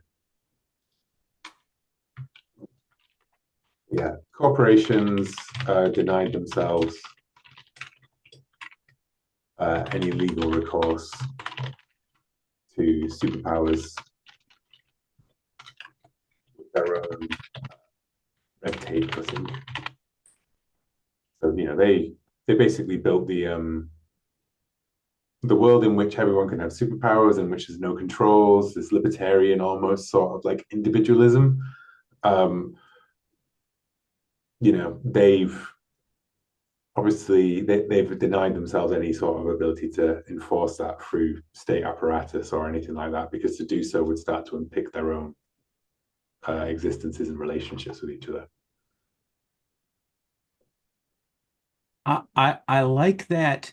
Then to kind of a parallel to that, with these super makers and stuff, that as they have gotten more status and more power, uh, they have begun to probably fight amongst themselves with that whole sort of genetic patents, genetic IP. Like they're starting to have some battles amongst themselves in that sort of Henrietta Lacks kind of. Well, no, this was a genome that we created, and I did this with that has become a weird question of IP, and with some of these super makers allying themselves to powerful forces, so that in their local area, their claims will be enforced through genetic tests and tagging and horrible things like that. Yeah.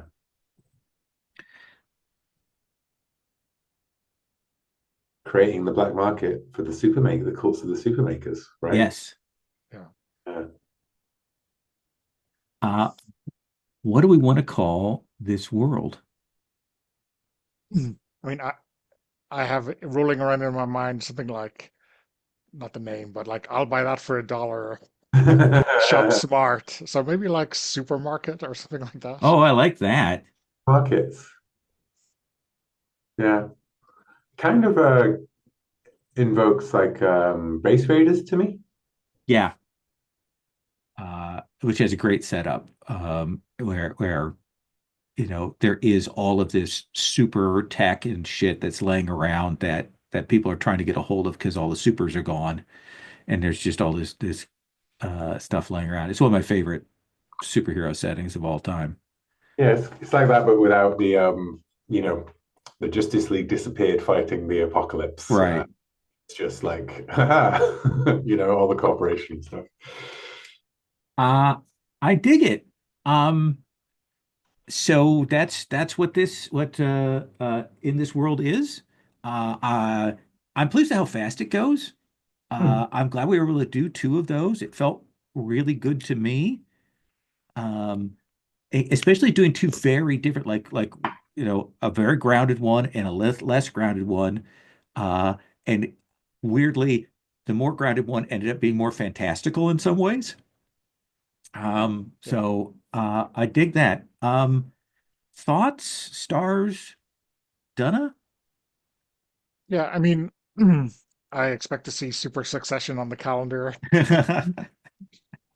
Um, and I think I would love to play. I don't know whether it's going to be like a beak, feather, bone, blades in the dark on the turtles all the way down in this apocalyptic world. There's like, I really love this. And it was funny at the start. Certainly, I felt very tentative. Like I don't know what to do, but like at the end of it, we were really, you know, coming out with stuff at the drop of a hat and really amazing stuff. So yeah, I was slightly dubious very early on and totally sold now. So Yeah. yeah. But You know, I will say that has been a pattern. I remember when I first brought Microscope to my table, especially when I was going to use it for campaign stuff, and there were some players who were like, "No, no, this is not going to work."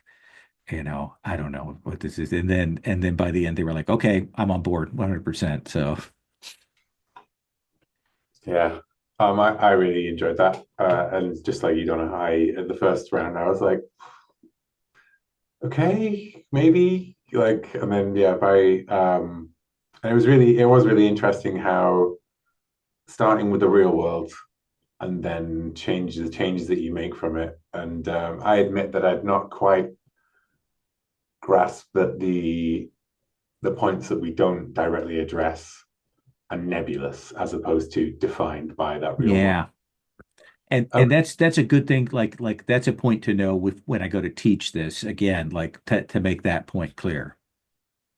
Because you can say Yeah. something that contradicts that within your descriptions of other things. And if you wanted to go to one of those points later, then you could, but you're choosing the main points that define your world as opposed to, I think that opens up a lot of scope for, because it was interesting in the first round of the ecological one to assume that all those were true, but still in a different world, you know? Hmm. But I think it does open it up more with this one. And, you know, I guess the superpower one obviously did benefit from the wit, whether it's, you know, to some degree, the contemporary world.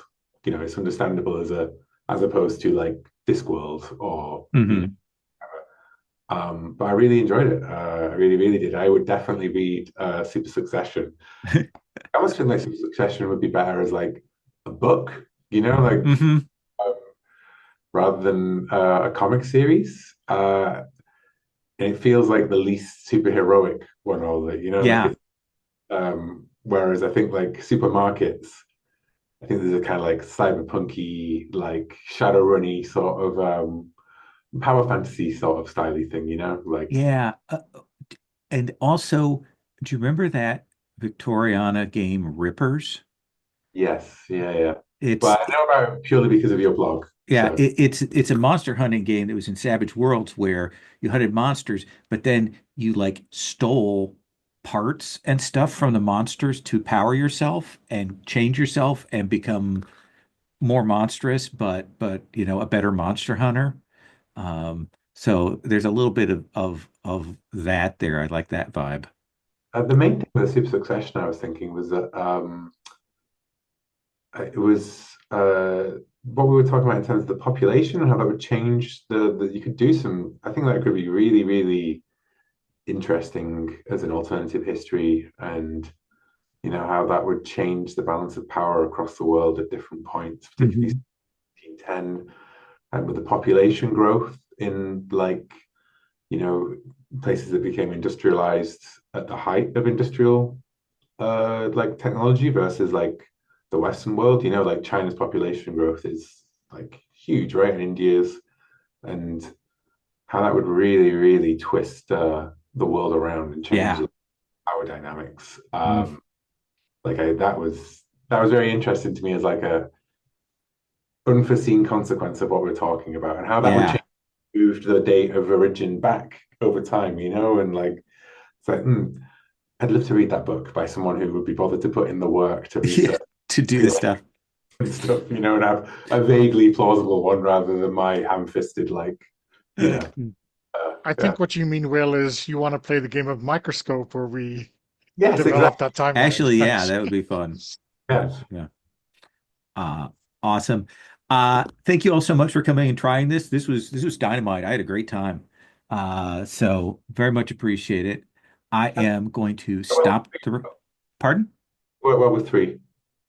Hmm? It worked well with three people. Yeah, Yeah. yeah, I thought so. I think it would work. But I also think we might not, I mean, we had some time to spare. I think we could do easily with four.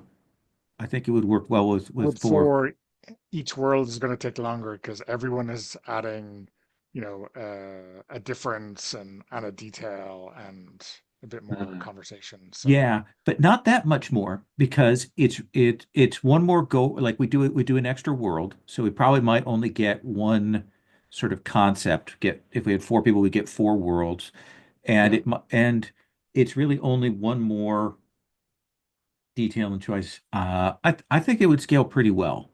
Um, We were very fast towards the end. yeah, No, I mean, we could have been faster if I confess to just enjoying thinking about every point that you guys said, like enough that I wanted to spend a second talking about it yeah, rather than moving on, which I think was when it really started to make me think, oh, I really, really enjoy this game. yeah. Uh, but Uh, yeah, if you just be a bit, if we were to be entirely focused by the end of it, we could do one of these in like 10 minutes, 15 minutes, maybe. yeah. Yeah.